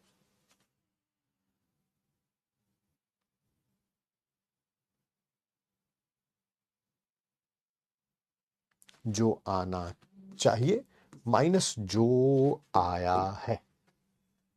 आइए कुछ क्वेश्चन क्वेश्चन खेलते हैं रेजोनेंस एनर्जी पे, आपको चीजें क्लियर हो जाएंगी। आराम से मैं भी पढ़ लूं, आप भी पढ़िए। Calculate the magnitude of resonance energy. Magnitude मतलब आंसर पॉजिटिव में बताना है आपको, वैसे रेजोनेंस एनर्जी नेगेटिव में होती है, बट यहां मैग्नीट्यूड बोला हुआ है, ठीक है। बॉन्ड एनर्जी कार्बन और ऑक्सीजन की इतनी दे रखी है, ऑक्सीजन और ऑक्सीजन की इतनी दे रखी है। एंथैल्पी ऑफ सब्लिमेशन भी कार्बन का दे रखा है, एंथैल्पी ऑफ कंबशन भी कार्बन का दे रखा है। इक्वेशन बनाओ इसकी, बनाओ इसकी इक्वेशन एंथैल्पी ऑफ कंबशन की, बनाना जरा। 1 कार्बन ग्रेफाइट, ग्रेफाइट सॉलिड ही होता है पता है आपको। कंबशन कराएंगे ऑक्सीजन गैस के साथ, बन जाएगा 1 CO2 गैस। इसका डेल्टा एच दे रखा है -393, ठीक है। किलो जूल है मेरे ख्याल से सारे, हाँ क्योंकि वो लिखा हुआ है सब किलो जूल में। Okay, no issues. पहला क्वेश्चन, क्या यहां पर मैं रेजोनेटिंग स्ट्रक्चर बनाऊंगा इसकी कि नॉन रेजोनेटिंग? सर रेजोनेटिंग बनाएंगे, है ना, अगर रेजोनेंस है तो रेजोनेटिंग बनाएंगे। दूसरा क्वेश्चन, क्योंकि बॉन्ड एनर्जी दे रखी है, क्या मैं यहां पर बॉन्ड एनर्जी का फॉर्मूला लगा सकता हूं? बिल्कुल नहीं लगा सकते। बॉन्ड एनर्जी का फॉर्मूला लगाने की दो कंडीशन होती है, रिएक्टेंट प्रोडक्ट गैस में होने चाहिए और जिसकी रेजोनेंस हो रही है उसकी नॉन रेजोनेटिंग स्ट्रक्चर होनी चाहिए। पहली बात तो ये गैस में नहीं है, तो आइए पहले इसको गैस में कन्वर्ट कर लेते हैं, गैस में कन्वर्ट कर लेते हैं। कुछ ना कुछ एंथैल्पी लगेगी, हाँ सर लगेगी। कौन सी? Enthalpy of sublimation of carbon, जो 718 दे रखी है। क्या अब लगा सकते हैं हम यहां पर बॉन्ड एनर्जी का फॉर्मूला? नहीं लगा सकते सर, ये इसकी रेजोनेटिंग स्ट्रक्चर दे रखी है। आज जब भी फॉर्मूला लगाना है आपको इसकी नॉन रेजोनेटिंग स्ट्रक्चर पे लगेगा बॉन्ड एनर्जी का फॉर्मूला, नॉन रेजोनेटिंग स्ट्रक्चर पे। क्या इसमें लगा सकते हैं? हाँ सर, रिएक्टेंट और प्रोडक्ट गैस में भी है और इसके नॉन रेजोनेटिंग स्ट्रक्चर दे रखी है, ठीक है। तो ये बॉन्ड एनर्जी की टर्म्स में हम लिख सकते हैं, ठीक है। बट फाइनल इक्वेशन बनाने के लिए मुझे नॉन रेजो से रेजो में कन्वर्ट करना पड़ेगा। क्या यहां पर रेजोनेंस एनर्जी लगेगी? ठीक है सर, चाहे रिएक्शन एक स्टेप में हो या मल्टीपल स्टेप में हो, क्या टोटल डेल्टा एच सेम रहेगा? Yes sir, delta H1 plus delta H2 plus delta H3, यही निकालना है रेजोनेंस एनर्जी। डेल्टा H1 क्या था? Enthalpy of sublimation of carbon, that is 718। Delta H2 कैसे लिख सकते हैं? बॉन्ड एनर्जी की टर्म्स में लिख के देखते हैं भाई, बॉन्ड एनर्जी की टर्म्स में। यहां पर तो बॉन्ड ही नहीं है। Bond energy of reactant 1 into bond energy of O double bond O, 498 minus bond energy of product. CO2 में कितनी बॉन्ड्स होती हैं? दो बॉन्ड्स होती हैं, एक CO2 में दो बॉन्ड्स होती हैं, C डबल बॉन्ड O की, C डबल बॉन्ड O की, C डबल बॉन्ड O की, ये रही 539 वैल्यू, प्लस डेल्टा H3। वो क्या था सर? Resonance energy. वही तो निकालनी है सर, वही तो निकालनी है, वही तो निकालनी, तो वही तो निकालनी है। करो फिर सॉल्व करो भाई। ये हो गया 1038 और ये 498, माइनस करना 1038 में से 498। अगर ये 500 होता तो आंसर आता 538, बट ये 498 है तो आंसर आएगा 540। 780 में से 540 चला गया। रेजोनेंस एनर्जी निकालनी है, रेजोनेंस एनर्जी को उधर ले जाओ तो ये माइनस हो जाएगा, इसको इधर ले आओ तो प्लस 393 हो जाएगा। कर लो भाई, 718 में 393 ऐड कर लो। अगर 400 ऐड करते तो आता डबल 1118, बट ये 393 ऐड कर रहे हो तो 7 कम कर दो, 1111 हो जाएगा, -540। 460 और 111 कितने होते हैं? बोलो बे, 460 और 111 कितने होते हैं? सर 571 होते हैं, 571। ये नेगेटिव ऑफ रेजोनेंस एनर्जी था तो ये -571 हो जाएगा, बट हमें मॉड बताना था इसका, तो 571 होगा। है कोई 571? है तो कोई आंसर ही नहीं है, फिर ये आंसर गलत है भाई, है ना, मोस्ट प्रॉब्ली आंसर गलत है। ये गलत है, गलत है ना, गलती हो गई होगी, टाइपिंग में एरर हो गया होगा। हम हमारी कैलकुलेशन में कोई गलती नहीं है, एक बार चेक कर लें कैलकुलेशन फिर भी। वैसे है नहीं गलती, क्योंकि कुछ खास था ही नहीं कैलकुलेशन में।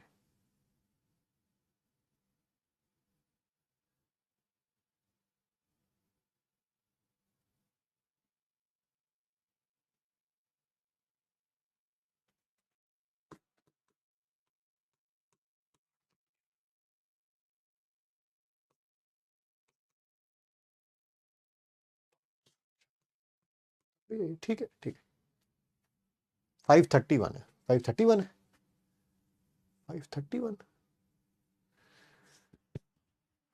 460 और 111, 531 है, 580 नॉट 540, 580 आएगा, 103, अच्छा 1078 होगा, हाँ हाँ ठीक है ठीक है, बट फिर भी उससे बहुत ज्यादा फर्क नहीं पड़ रहा, मैंने इसे 1038 मान लिया था, 1078 आएगा ना 38 की जगह, बट ठीक है ठीक है ठीक है, मान लिया आंसर यही सही है, यहां पर कहीं ना कहीं टाइपिंग में एरर हो गया, कोई बात नहीं। एक क्वेश्चन देखो, दो ही तरीके थे बॉन्ड एनर्जी फाइंड आउट करने के, एक बॉन्ड एनर्जी वाले फॉर्मूले से, वो हमने कर लिया, एक इस वाले तरीके से, वो मैं करा देता हूं ताकि आपको किसी प्रकार की परेशानी ना हो, आराम से पढ़िए।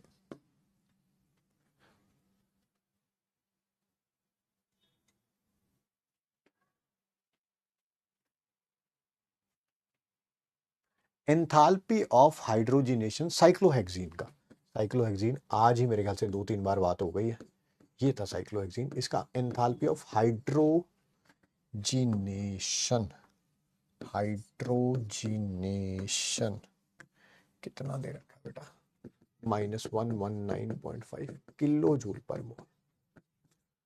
अगर रेजोनेंस एनर्जी इतनी है, ठीक है, बेंजीन की रेजोनेंस एनर्जी, बेंजीन की यहां लिख देता हूं कहीं पे, रेजोनेंस एनर्जी बेंजीन की कितनी है भाई, -150.4 किलो जूल, ठीक है। आपसे एंथैल्पी ऑफ हाइड्रोजिनेशन पूछा गया बेंजीन की, कोई बात नहीं, क्या आपको पता है अगर एक बॉन्ड को रिड्यूस करने के लिए एनर्जी इतनी लग रही है, तो 3 बॉन्ड्स के लिए कितनी लगनी चाहिए, कितनी लगनी चाहिए, कितनी लगनी चाहिए सर, इसको 3 से मल्टीप्लाई कर दो, 3 से मल्टीप्लाई करोगे तो -358.5 आ जाएगा। कैसे इतनी जल्दी कर लेते हैं, कुछ नहीं कर रहा यार मैं, 109 को 3 से मल्टीप्लाई किया तो 19 3 से कितना होता है, 57 होता है, तो 357 आ गया, 0.5 को 3 से किया तो 1.5 आ गया, 357 में 1.5 ऐड किया तो 358.5 आ गया, है ना, इतनी कैलकुलेशन तो फास्ट करनी पड़ेगी। अच्छा, बट बेंजीन की कितनी आई है वही तो निकालनी है, यही तो निकालनी है, बेंजीन की कितनी आई है, ये बेंजीन की कितनी आई है ये निकालनी है, ये निकालनी है, कोई बात नहीं। डेल्टा एच हाइड्रोजिनेशन बेंजीन की रेजोनेंस एनर्जी होती कितनी थी, जो आना चाहिए, आनी इतनी चाहिए, माइनस जो आई है वही तो निकालनी है, वही तो निकालनी है, सॉल्व करना है इसे, सॉल्व करना है इसे जल्दी जल्दी।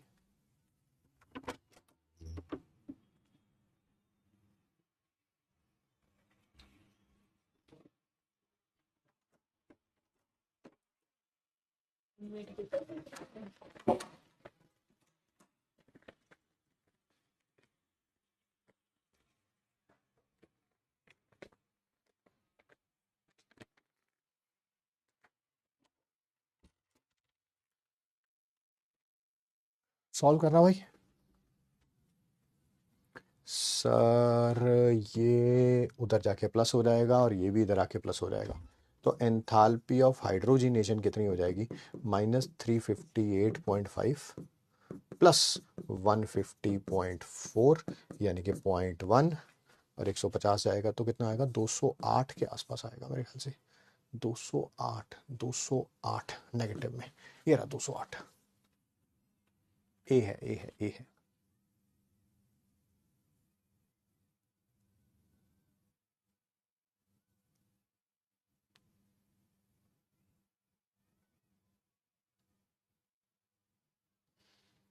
एक आध क्वेश्चन और करें रेजोनेंस एनर्जी पे, बट मेरे को ढूंढना पड़ेगा, को टाइम देना पड़ेगा मेरे को, कोई 30 सेकंड से लेके 1 मिनट तक का, पर मैं कैसे 5 में जा, 5 5 कहाँ है बे, 5,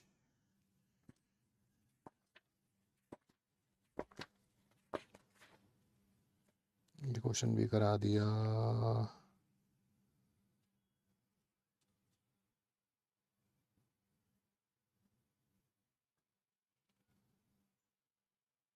किताब का तुम्हें नाम भी नहीं पता, और इसमें से सारे क्वेश्चन करा रखे हैं मैंने आपको, मेरे को खुद नहीं मिल रहा क्वेश्चन कराने के लिए। एक का तो मिल ही जाएगा।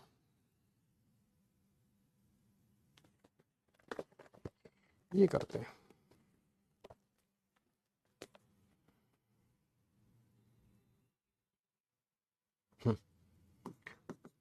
इंथाल्पी ऑफ हाइड्रोजिनेशन, ये बेंजीन की इंथाल्पी ऑफ हाइड्रोजिनेशन है।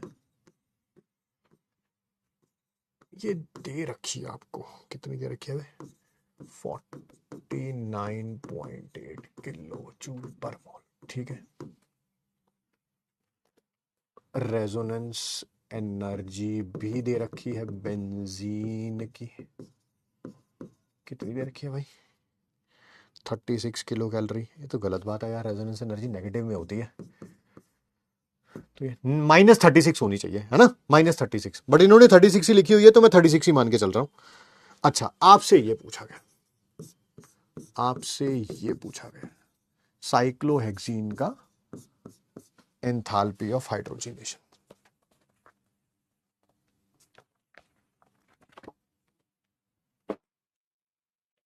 बुक का नाम क्या करोगे जान के? अभी अभी देखो, मैंने क्वेश्चन कराया तुम्हें। क्वेश्चन है calculate the magnitude of resonance energy of CO2 from the following. वो इसी किताब का क्वेश्चन है। एक और क्वेश्चन आज कराया, A two and B2 are diatomic molecules if the bond and enthalpy of A2 AB and B2 are 2:2:1, वही 1:1:0.5, वही सेम क्वेश्चन है। और भी इसमें से, हाँ, enthalpy of atomization of PH3 is 954 kilo joule और P2H4 की 1.488 मेगा जूल पर मोल, वो भी इसी का क्वेश्चन है।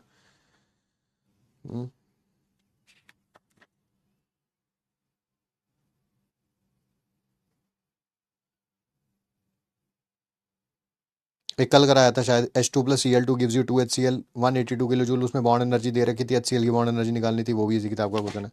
तुम्हें नाम पता ना हो, बट क्वेश्चन क्वेश्चन सब मैं करा रहा हूँ भाई, ठीक है।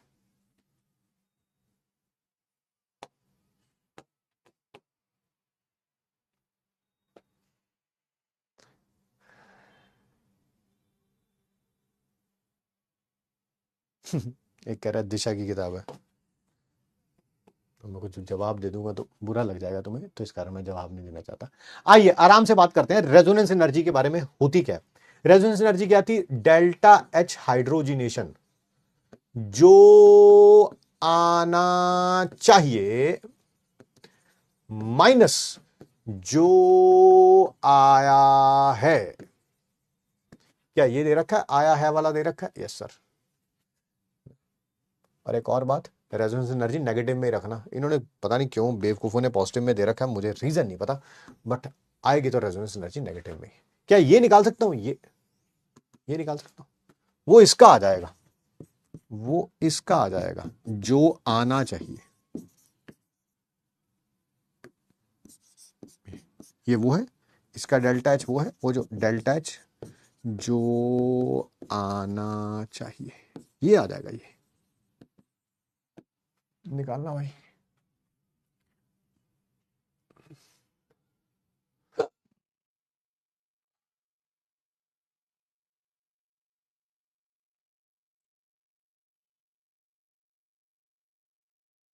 -36। अच्छा, ये किलो कैलोरी में और वो किलो जूल में, ऐसा है क्या? ऐसा है क्या? कहाँ गया क्वेश्चन? क्वेश्चन कहाँ गया? वो किलो कैलोरी नहीं, वो किलो कैलोरी में, और वो भी किलो कैलोरी। अच्छा, ये भी किलो कैलोरी है बेटा, किलो कैलोरी है ना? एक बार फिर दोबारा चेक कर लें। हाँ, किलो कैलोरी है, ठीक है, दोनों किलो कैलोरी में। डेल्टा एच हाइड्रोजनेशन ये निकालना है मेरे को। ये कितना है? -49.8। ये उधर जाके क्या हो जाएगा? प्लस हो जाएगा, प्लस हो जाएगा 49, नहीं उधर जाके माइनस हो जाएगा 49.8 और -36 करना भाई। 50 और 36 86 होते हैं, 86 मतलब 85.8 हो गया। ये इसका आया, इसका। अगर इसका डेल्टा एच एक्स था तो इसका कितना होगा? 3x। तो ये 3x आया, 3x, बट हमें तो x निकालना है। x तो 3 से डिवाइड कर दो, 3 से डिवाइड कर दो, 3 से डिवाइड 28.6 हो गया मेरे ख्याल से, 28.6, ठीक है। 28.6।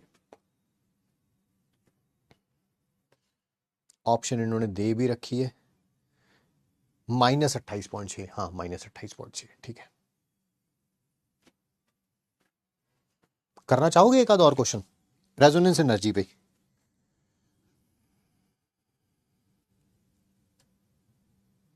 ये करो फिर।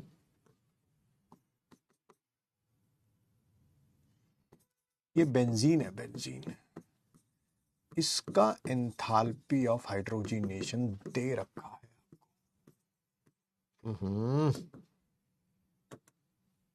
ये दे रखा है आपको। कितना दे रखा है भाई? -49.8। नहीं, -51 दे रखा है। तो पिछला क्वेश्चन था -51 किलो कैलोरी पर मोल दे रखा है आपको। अच्छा, आपको एंथैल्पी ऑफ हाइड्रोजनेशन इसका भी दे रखा है। कितना दे रखा है भाई? -58 किलो कैलोरी पर मोल। और इसका भी दे रखा है, सिंगल बॉन्ड वाले का।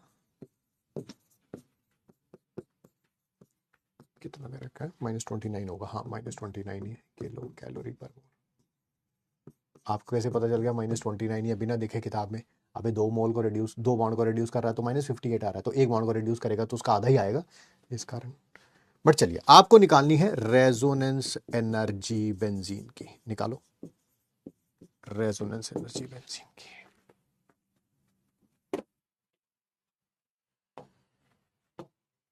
थिंक विदाउट इंक से करूं?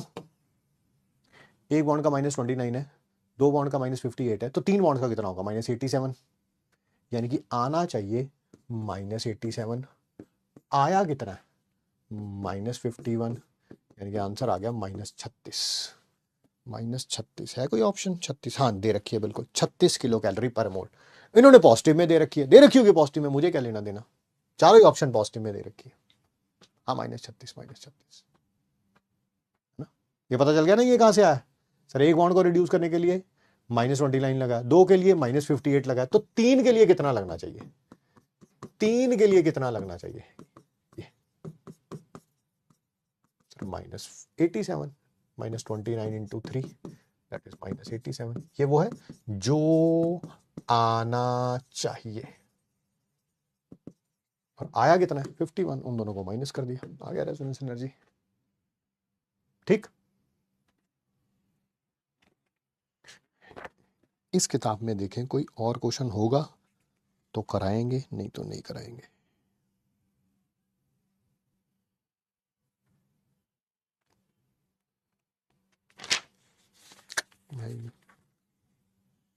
बाकी सारे तुम्हें कराई दिए।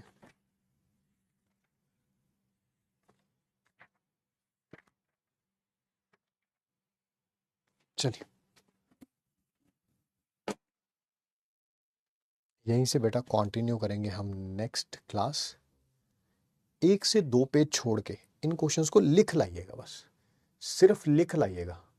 फिर 1 पेज छोड़ के 1 पेज ब्लैंक, यहां पर भी 1 पेज ब्लैंक। क्वेश्चंस को लिख लाना बस। फिर सेकंड लॉ पे पहुंच जाएंगे, यानी कि चैप्टर के खत्म होने की तरफ पहुंच जाएंगे हम लोग। ये देखो, ये उसी किताब का ये उसी किताब का क्वेश्चन, ये यही क्वेश्चन है ना? अबे ये यही क्वेश्चन है ना? ये देखना, ये क्वेश्चन तुम्हें अभी कराया, इसी क्वेश्चन को, सेम क्वेश्चन लैंग्वेज फॉर्म में यहां पे दे रखा है। ये रहा उसका आंसर, एमपीक्यू में लैंग्वेज फॉर्म में क्वेश्चन यहां पे दे रखा है, आंसर ये रहा। ठीक है, तो ऑब्वियसली क्वेश्चंस तो वही रहेंगे यार। ठीक है, बस ये है, देखने का थोड़ा थोड़ा एंगल चेंज हो जाता है। ठीक है, चलिए फिर मिलते हैं आपसे नेक्स्ट क्लास में, रिवाइज करके आइएगा। Thank you so much to all my मगरमच्छ। मिलते हैं कल, मैं 5 स्टार ट्रिक भी बताऊंगा आपको, कुछ मैथमेटिकल ट्रिक्स के लिए। ठीक है, मिलते हैं कल की क्लास में।